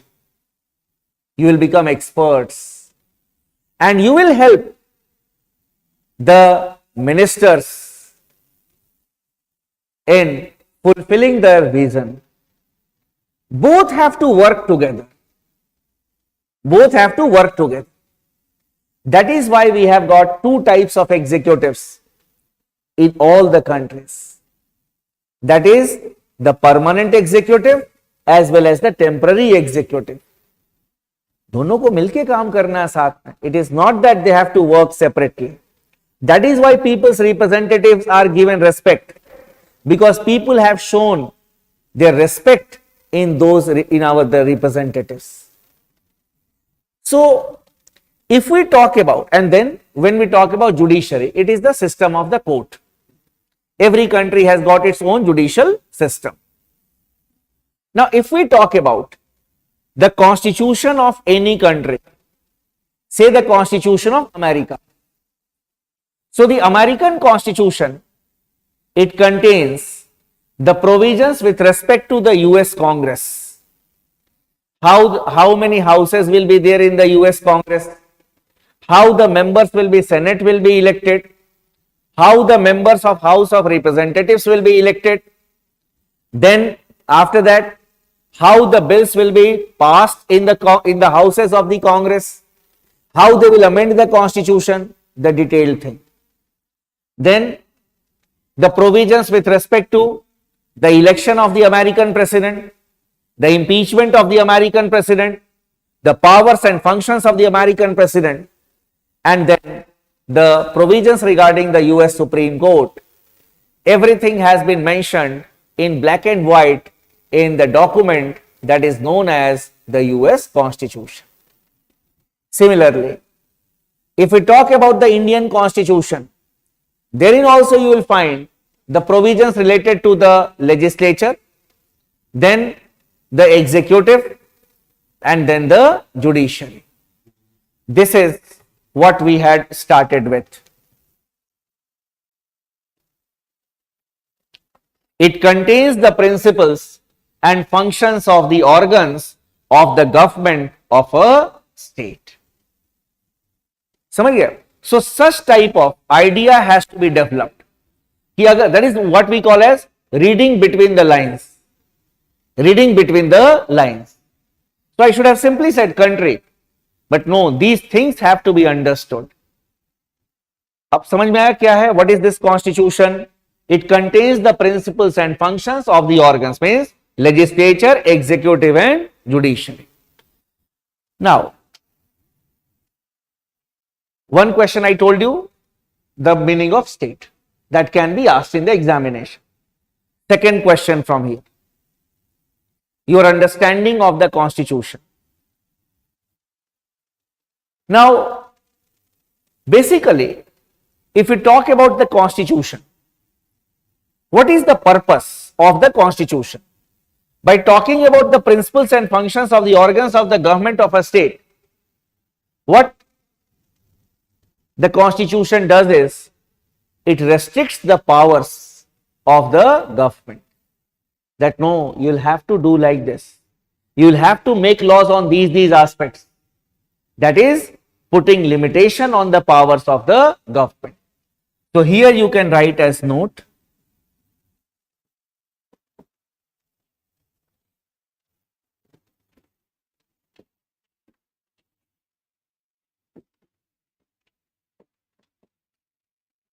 the objective of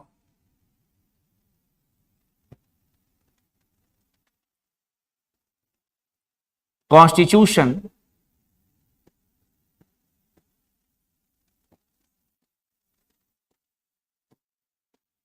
is to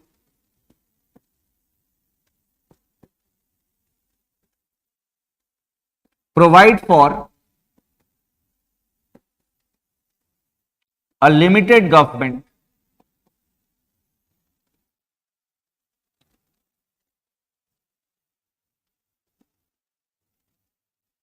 that is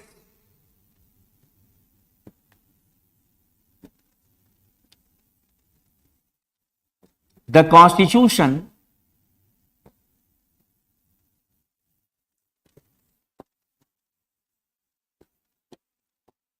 puts restrictions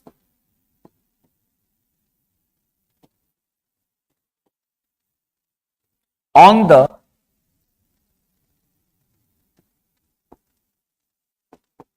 government. The constitution puts restrictions on the government. UPSC is very fond of asking such questions in the examination. And if you see the questions which are being asked by the UPSC in the last 10 years, every alternative year, the questions have been asked in the form of such a statement. Limited government, restricted government. भाई constitution का उद्देश्य क्या? What is the objective? It is to put limitations on the organs of the government. That you will have to make laws on these subjects. This is the process that you need to follow. And so both the sentences are the same. Any one of the statement will be there in the examination. Then there can be another statement. Which one of the following is correct regarding constitutionalism? Constitutionalism provides for a limited government. A government which is run or administered in accordance with the constitution. तो घबराना नहीं exam में कि अच्छा constitutionalism word, it is a bombarding word. No. Making it very simple that constitutionalism refers to a limited government. A government which is run in accordance with the principles of the constitution. Such type of understanding based statements will be there in the prelims examination. ठीक है ना? ऐसे ही समझ develop करना धीरे धीरे. ये नहीं कि कॉन्स्टिट्यूशन का डेफिनेशन नहीं पढ़ना, ठीक है, उसके बाद इसका objective we need to know, और यहां से एग्जाम में क्वेश्चन. ऐसे जब जो topics I will be discussing with you, you should go home, उसके बाद see the PYQs, and on the basis of the lecture notes, if you are able to solve it, then the time that you are spending with me will be fruitful.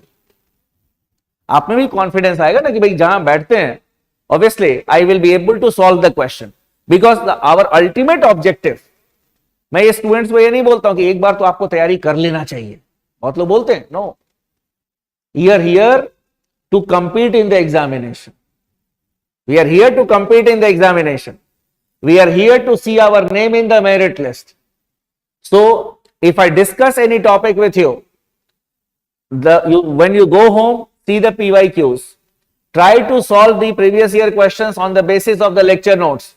And if you are able to do that, it means your purpose is solved. ऐसे ही पढ़ना है. Now, when we talk about these two aspects, that it is a document which enjoys special legal sanctity, and secondly, it contains the principles and functions of the organs of the government of a state. It can be a narrow definition of the word constitution, because in the constitutions of many countries we find the rights of the people. In the American Constitution, the rights of the people have been given, the Bill of Rights. The first 10 amendments of the American Constitution, उनके original Constitution में नहीं था. So the first 10 amendments, they added the rights of the people. Then when we talk about the British system, they also have got the rights of the people. And then when we talk about the French Constitution, in the French Constitution, there is a mention of rights of the citizens and then rights of the people, means the non-citizens also.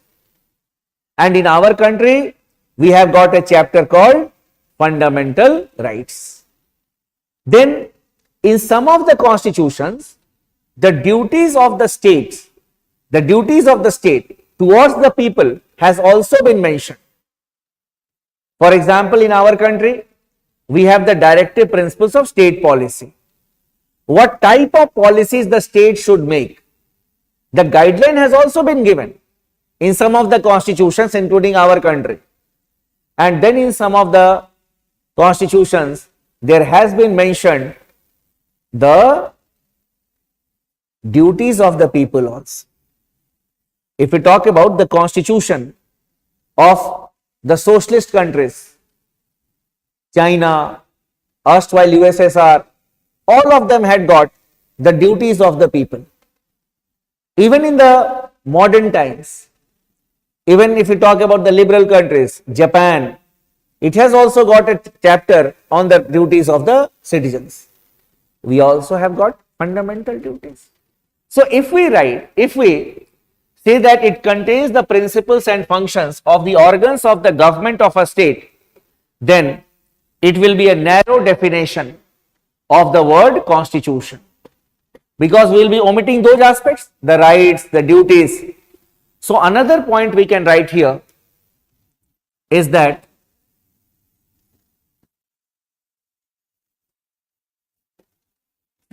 it also contains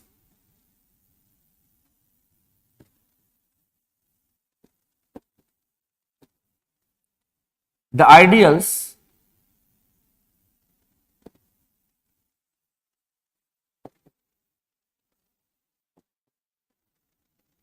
and aspirations of the people.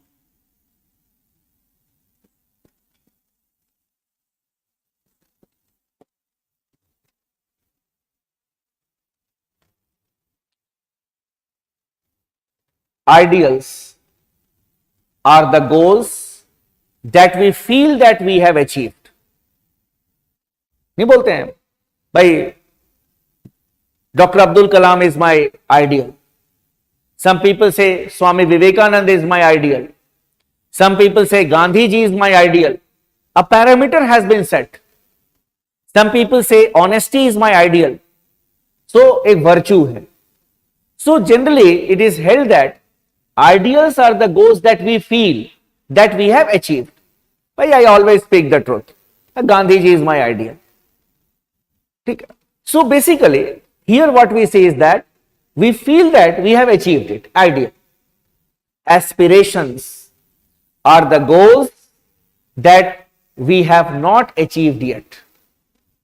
You all are termed as civil services aspirant. Your aspiration is to become a civil servant. You have not become a civil servant yet. You aspire to become a civil servant. So aspirations in every country, people, they are in need of certain type of freedom. They want to be treated equally. They want to be given justice. So that is why we have the provisions like the rights, the duties of the state and the duties of the people or the citizens. So a broad definition of the word constitution will mean that it is a legal document which contains the principles and functions of the organs of the government of a state, and it also contains the ideas and aspirations of the people. Okay? And in between you see that we discussed so many aspects, the basic things also. Now coming to the next aspect, what is there in the Indian constitution? ये तो general definition of the word constitution. Now, what is there in the Indian constitution?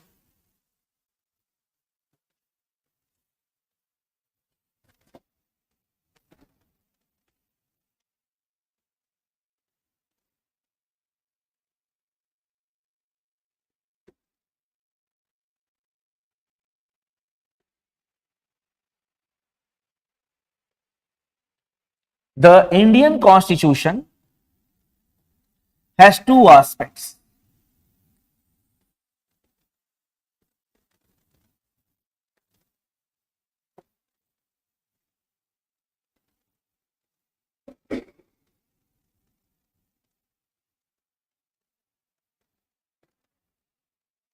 First,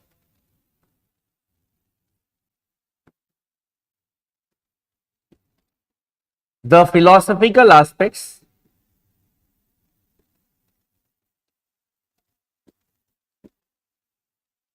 and the governmental aspects.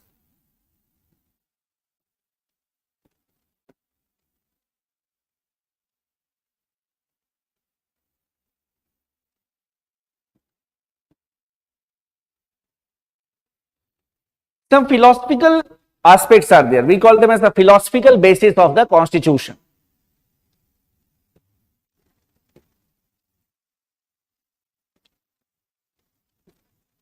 The preamble,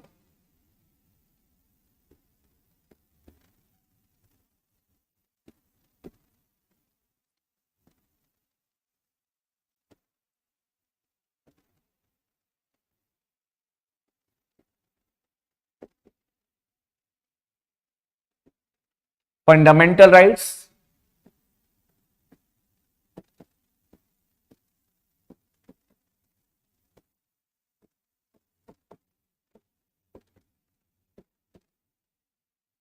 directive principles of state policy,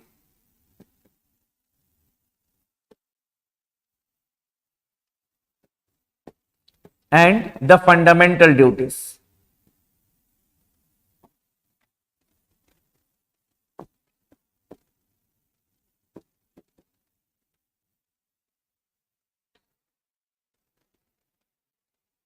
You see that the preamble contains, preamble is just like the preface. We will be discussing these aspects also. The preamble contains the philosophy of the constitution. If you read the preamble, you can come to know that what is there inside the preamble. So what is there inside the constitution? What was in the back of the mind of the constitution makers when they had enacted the constitution? The philosophy. Then you will ask me that, sir, what is philosophical about the fundamental rights, the directive principles, fundamental duties? Why you have kept it under, or why it is they are kept under the philosophical basis? You see, what a philosopher does. He closes his eyes and imagines, if the people will do like this, the world will be like this. Imagination, that is philosophy. And what you say, hey, why you are being a philosopher? Why you are being a philosopher? So it means that a person who thinks much, if then, that is what the philosopher says, if then. So when we talk about the words which are there in the preamble, in the fundamental rights, they are not straightforward things. The state shall not discriminate among the citizens. If the state will not discriminate, then there will be equality. If the state will not discriminate, then there will be equality. Philosophical. The state shall not discriminate. The state shall not deny. What the state shall not do. But for what? To have some fundamental rights. Then when we talk about the directive principles of state policy, the state shall strive to secure to all its citizens equal pay for equal work, prevention of concentration of wealth in fewer hands. What is it? If the state will make laws like this, then the objective of welfare state will be achieved. Nowhere in the constitution it is mentioned that the state will achieve the goal of welfare state. So the state shall strive to secure. So if the state will make policies like this, then there will be welfare state. If the state will not make policies on the basis of these principles, obviously will not be having a welfare state. If you talk about the fundamental duties, many of them are philosophical in nature. To renounce the practices derogatory to women. To renounce the practices derogatory to women. ये नहीं लिखा it is the duty of the citizens to give respect to women or to protect the dignity of women. लिखा to renounce the practices derogatory to women. So if the citizens will renounce the practices derogatory to women, then only there will be dignity of women that will be secured. If and then. That is why they have been kept under philosophical aspect. And to make these philosophical aspects a reality, we have got the governmental aspect. Obviously, सिर्फ इसको रह के कोई फायदा तो है नहीं. Where the state shall. So, we have got the governmental aspect. Because they will have to do all these things. Now, when we talk about the governmental aspects,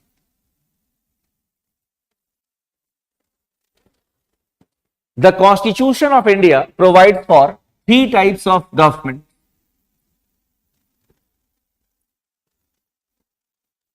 Union government, state government. Here state will be the units, and then the local self-governments.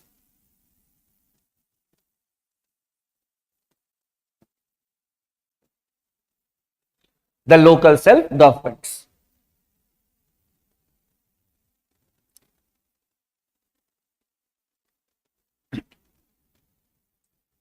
The Constitution talks about the executive,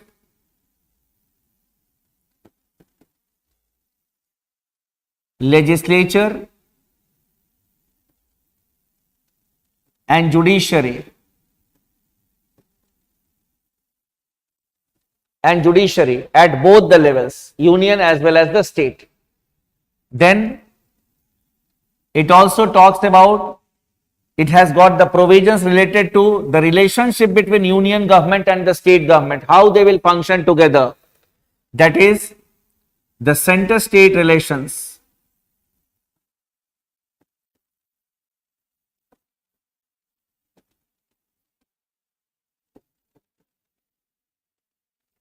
The center-state relations. Then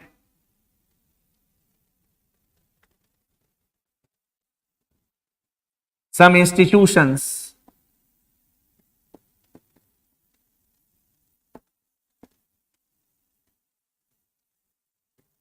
like the Election Commission, the Public Service Commission, the Finance Commission, the CAG, which will help in the functioning of the government.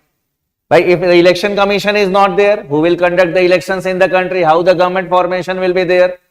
If Public Service Commission is not there, who will conduct the examination to have the permanent executives? So, Election Commission, Public Service Commission, Finance Commission, which will give recommendations that how the finances will be, resources will be distributed. Then the CAG, who will audit the accounts, that is to check the misuse of public money. So we have got institutions also which have been provided, and then some miscellaneous provisions like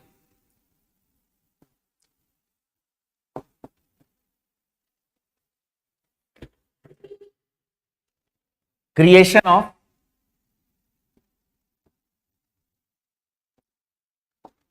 a new state,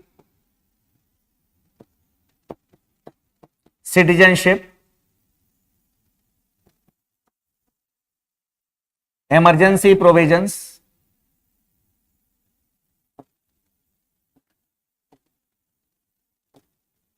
then tribunals,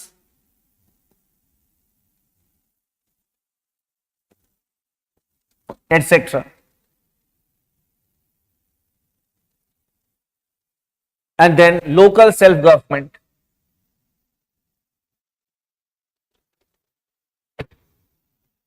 At the rural level,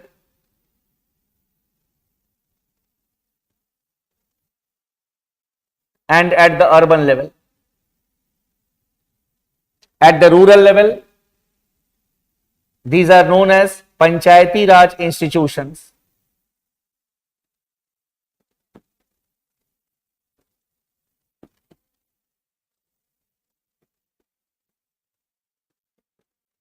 And at the urban level,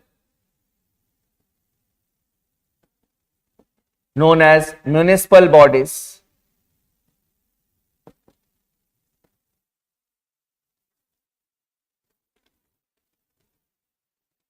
Known as municipal bodies.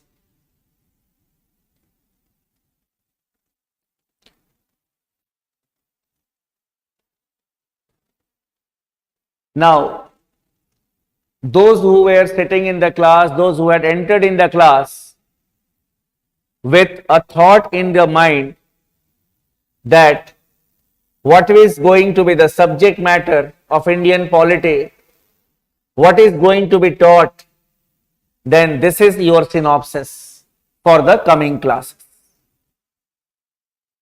So in the coming classes, basically, we will be discussing the philosophical aspects, that is the preamble, fundamental rights, directive principles of state policy, fundamental duties. We will be discussing the governmental aspects, that is the union government, state government and local self-government in detail. The dynamic part as well as the static part. This is the subject matter. यही पूरा आपका एक तरह से देखोगे तो syllabus है of the examination. Now ठीक है, फिर क्या पढ़ना है पहले ये तो जानना था ना कि what we need to discuss.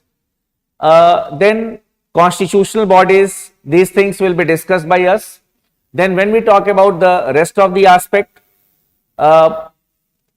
the statutory bodies like the CBI, उसके बाद we have got the ED और जितने भी अभी चल रहे हैं ना ये सब NHRC, these things will be basically discussed by the governance part. Then उसके बाद the concept of good governance, the concept of we can say the civil services, administrative reforms, they are the subject matter of the governance part. This is our synopsis. Now, before we wind up, one more small topic that I will be discussing with you today, it is the framing of the constitution.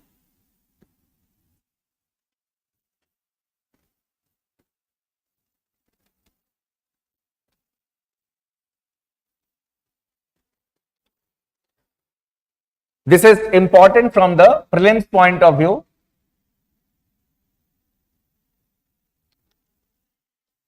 We all know that the constitution was enacted or framed by the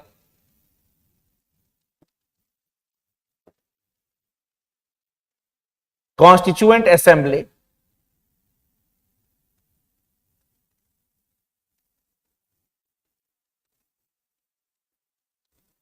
You see, it is a story. In brief, first of all, I will tell you a story. Then I'll make you to write some points. It all started when the British decided to give us independence. I will not be discussing with you the British rule, because even in the syllabus it is written landmark in the development of the Constitution of India, and in the books generally they start with the Government of India Acts, which were passed by the British government. But that is the jurisdiction of our history teacher. History teacher will be discussing with you the British rule, the freedom struggle, and then he will be helping you in getting independence. But my role will start after that. That is the Constitution to be framed. Constitution is to be understood. That is my domain. But you people have got a more challenging task. First of all, you will have to frame the Constitution. First of all, you will have to fight the British rule. You will have to get independence. After that, you will have to understand the Constitution. And if you get selected, then you will have to administer this country in accordance with this Constitution. So, your role is more important than us. Now, briefly I will tell you a story here. You see, it all started when the British decided to give us independence. And in the Constituent Assembly, the members from the states were to be there, and the representatives of the princely states were to be nominated. Now the first question, that whether the members of the Constituent Assembly will be elected directly by the people or not. कुछ history तो पढ़े होगे तुम लोग. So what you know about the Constituent Assembly? Who had elected the members of the Constituent Assembly? If they were directly elected by the people? No. Basically, they were elected by the members of the provincial assemblies, because under the Government of India Act 1935, the Government of India Acts were enacted from time to time by the British government, according to which India was ruled. So, basically the Government of India Act 1935 provided for the elections to the provincial assemblies. At that point of time, provincial assemblies were there, and no doubt the elections also took place. The assemblies like Bengal, then central provinces, Bombay, Madras, provinces were there. No doubt the members had resigned in 1937. Your history teacher will be able to tell you exactly what was the reason. But the name of the members were there, that these people were elected from Bombay, these from Madras, these from Bengal. So it was decided that the members of the provincial assemblies, they will elect the representatives from the respective states. जैसे अभी राज्यसभा के members का election होता है ना, for example from Delhi, our MLAs elect 3 members in the Rajya Sabha. Then suppose from Rajasthan, 11 members are sent. 11 members are sent. So the MLAs of that particular state, they will be electing the respective members. So the elections were held. The people of India, all of them were not participant in the election to the members of the provincial assemblies. this is a criticism of our Constituent Assembly, that the Constituent Assembly was not a true representative of the people of India. Why? Because they were elected by the members of the provincial assemblies, and the members of the provincial assemblies were not directly elected by the people. Okay. There was limited suffrage. No doubt people participated, but there was no universal adult suffrage. There was limited franchise. सबको voting right नहीं दिया था अंग्रेजों ने. Then after that the elections were held, and the first session took place on 9th December 1946, which was boycotted by Muslim League. And the Muslim League demanded a separate constituent assembly for Pakistan. Our leaders tried to talk to them, but it did not materialize. They said that no, we want another country. But we were focused from day one, and the members of the Constituent Assembly, they elected Dr. Rajendra Prasad as the president. The Constituent Assembly started working. 22 committees were set up to give inputs on various aspects. Committee on Fundamental Rights, Rules Committee, Committee on the Union Constitution, States Committee. So the committees were formed. They looked into the matter, they gave the reports, and our constitution was based on consensus. Every chapter, that is after the first draft was prepared, it was placed for discussion in the Constituent Assembly, and it was discussed, and then voting used to take place. And generally after the consensus used to be there on a particular bill or a particular article or provision, then only the provisions were adopted. So our constitution was based on consensus. और उसके लिए चाहे इन्होंने जो भी किया, आपस में मिल बैठ के बातचीत कर ली कि नहीं ठीक है, this provision, amendments were there, and the constitution was adopted on 26th of November 1949. From that day, some of the provisions came into force, not all the provisions, and rest of the provisions came into force from which date? 26 January 1950. Why that date was chosen? Why 26 January 1950 was chosen? अरे school में speech नहीं देते थे सुबह 26 जनवरी के दिन? How many of you are from outside Delhi in the class? क्योंकि दिल्ली में तो they give holiday on 15th August and 26th January. It is capital, and on 14th of August it is the Independence Day that is celebrated. Yes, tell me. There was a Congress session in which the resolution for Purna Swaraj was passed. That was on 26th of January 1930. So to commemorate that day, that is when the resolution for Purna Swaraj was adopted by the Congress, the date of 26th January was chosen. Now why this date? Why this day is observed as Republic Day, not as Constitution Day? The Constitution had come into force, but why Republic Day? वो तो ठीक है, flag hosting हुआ, उसके बाद because on 26th January India was declared as a republic. What is a republic? The head of the state is an elected one. He is not a hereditary monarch. And on 26th of January 1950, Dr. Rajendra Prasad had taken oath as the first president of independent India. Before that, we had the Governor General.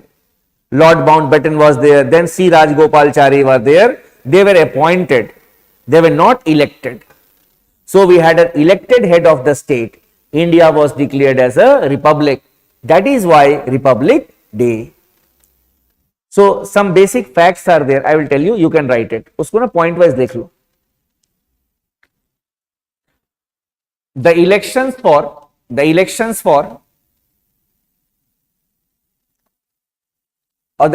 to elect the members of the Constituent Assembly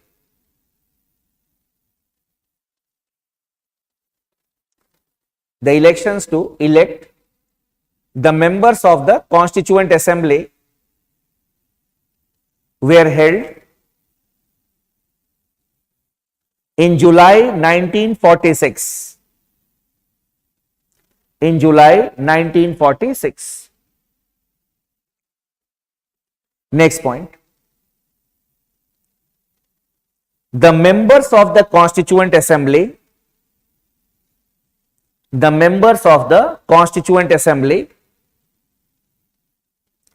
were elected by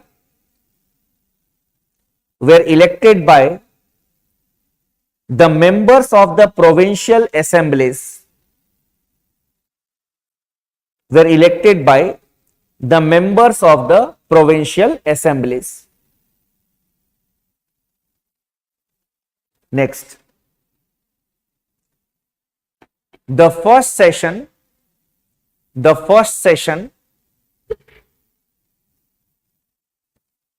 the Constituent Assembly,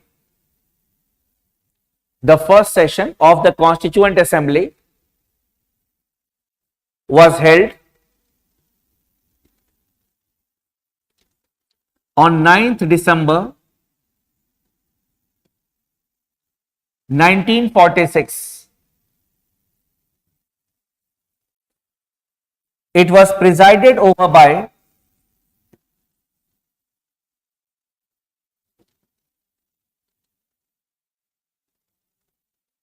Dr. Sachidanand Sinha. It was presided over by Dr. Sachidanand Sinha. Next.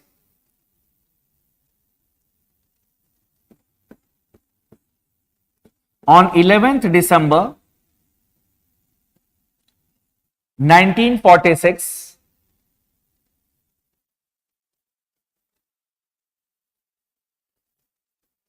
the Constituent Assembly elected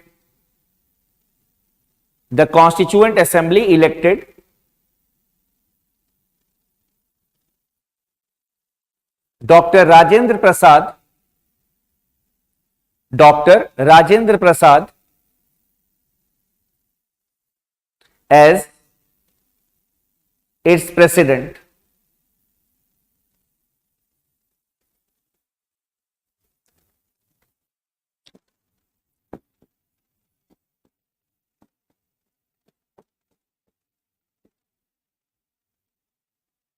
Sir B. N. Rao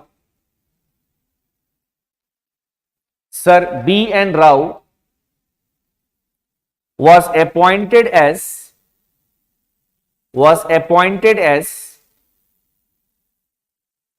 the legal or constitutional advisor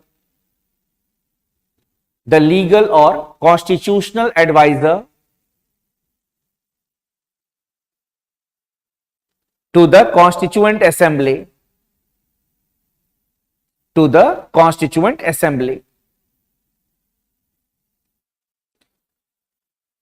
He is not much known or discussed name in this country, but he was the person who was really behind the framing of the Indian Constitution.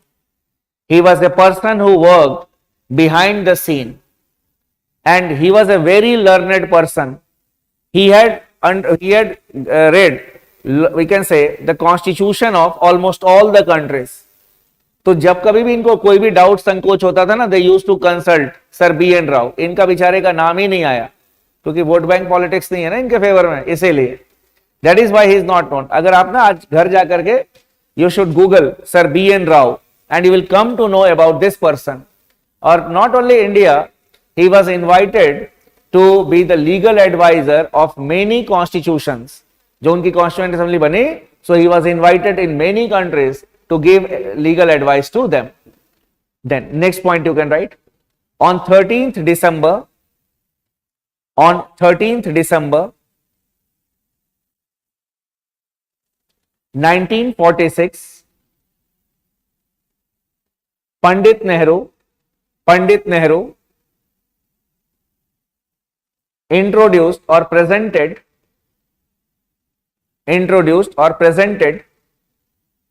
the objective resolution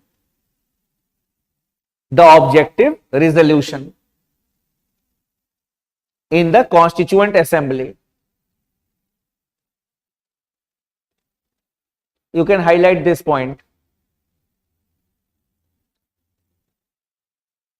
Which of the following statement is correct? Dr. Ambedkar had presented the objective resolution. Pandit Nehru had presented the objective resolution. It was Pandit Nehru who had presented the objective resolution. Now you can say, sir, what is this objective resolution? So in the objective resolution, the objectives or the goals of the Constituent Assembly was mentioned. That what is our purpose? What is the objective of the Constituent Assembly? And after that, when the constitution making process was over, then this objective resolution, it was given the shape of the preamble of the Constitution. So that is the significance of the objective resolution. Then next point you can write. The Constituent Assembly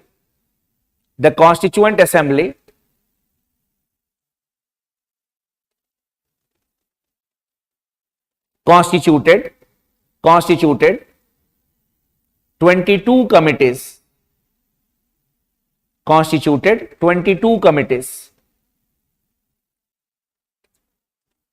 So if you wish to know the name of the committees and their chairman, it is available most probably in the study material also, that will be giving it to you, and all the books that you will be finding.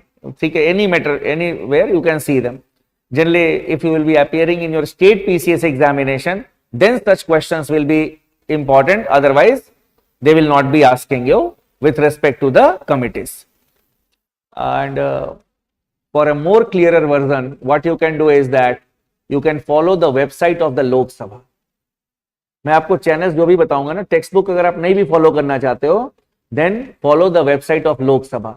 Just type Google Constituent Assembly Lok Sabha. So in the Lok Sabha website of the Lok Sabha, the story of the constitution making is given. वो बहुत अच्छे ढंग से, the language is also very ornamental, so you can have a look. तो वो सब source if you will follow ना, then you will get the authentic knowledge also. You will feel interested. Lok Sabha का website में it is mentioned. Then next point you can write. The constitution was based on consensus. The constitution was based on consensus. Next, the Constituent Assembly adopted the constitution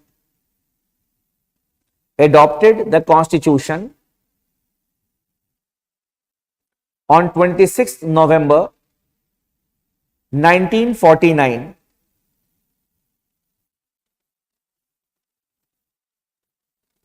Full stop. From that day, इसी में लिखना, इसी point में, from that day,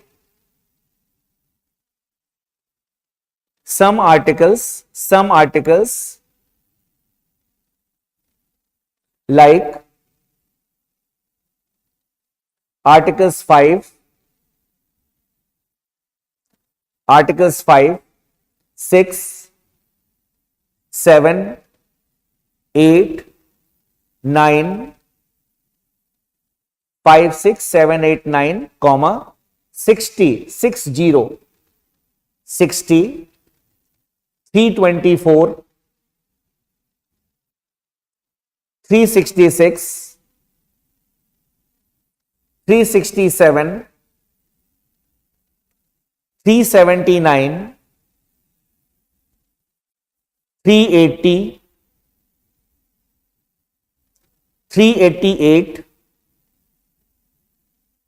393, and 394 came into force.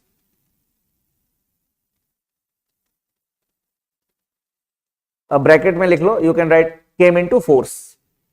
You can write in the bracket as per article 394. As per article 394.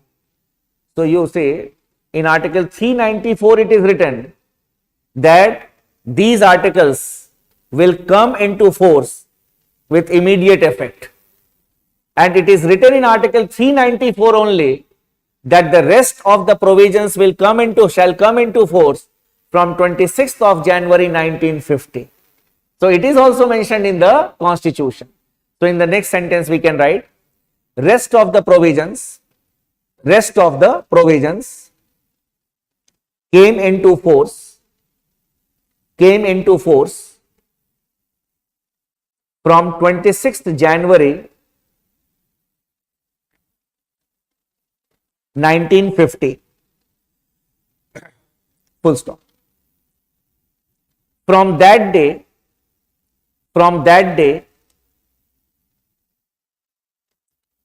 the Constituent Assembly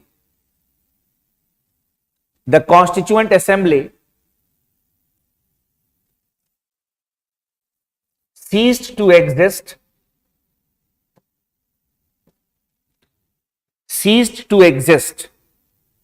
मतलब उस दिन से constituent assembly खत्म हो गई. ceased to exist and it transformed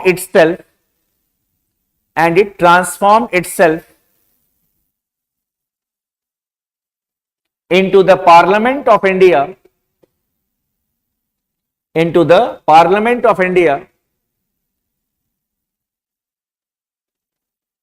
until the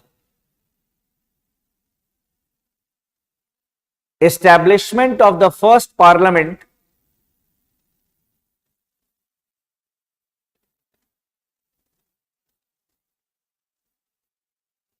after the general election. So from 26 January 1950, our Constituent Assembly became the first parliament of the country. That from today, we will not be sitting here as the Constituent Assembly, but we will be making laws in accordance with this constitution. So another question, which body acted as the first parliament of independent India? What will be our answer? The Constituent Assembly. Then the last sentence we can write here. 26th November is observed as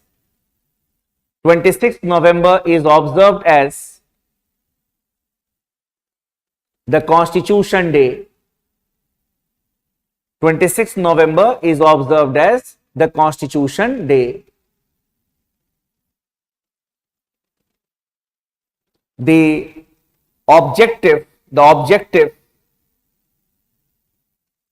of observing this day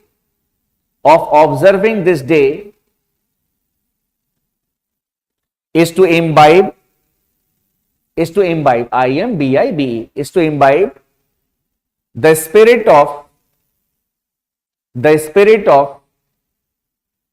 the Constitution in the citizens. So what is the spirit of the Constitution? Justice, liberty, equality, dignity, fraternity, such type of things. So such type of questions are asked in the prelims examination. That what is the objective of the Constitution Day? And the Constitution basically was the Constituent Assembly used to meet at the central hall of the old Parliament, and that is why the old Parliament has been named as Samvidhan Sadan, and the new Parliament has been named as Sansad Bhavan. So that is the logic, because the Constituent Assembly used to meet at the central hall of the old Parliament. Central hall was the building, or was the room or the hall where the joint sittings of the Parliament used to take place, when the Lok Sabha, Rajya Sabha used to sit together. This was in brief the making of the Indian Constitution. इससे बहुत rare questions are asked in the examination. That is why I gave less time. The more time that we will be giving means the more important topics from the examination point of view. So these were the things that we needed to discuss in the today's class, as it was our first class today, and we'll stop here for the day. Some of the other aspects we'll be taking up for discussion in tomorrow's class. I'll see you tomorrow.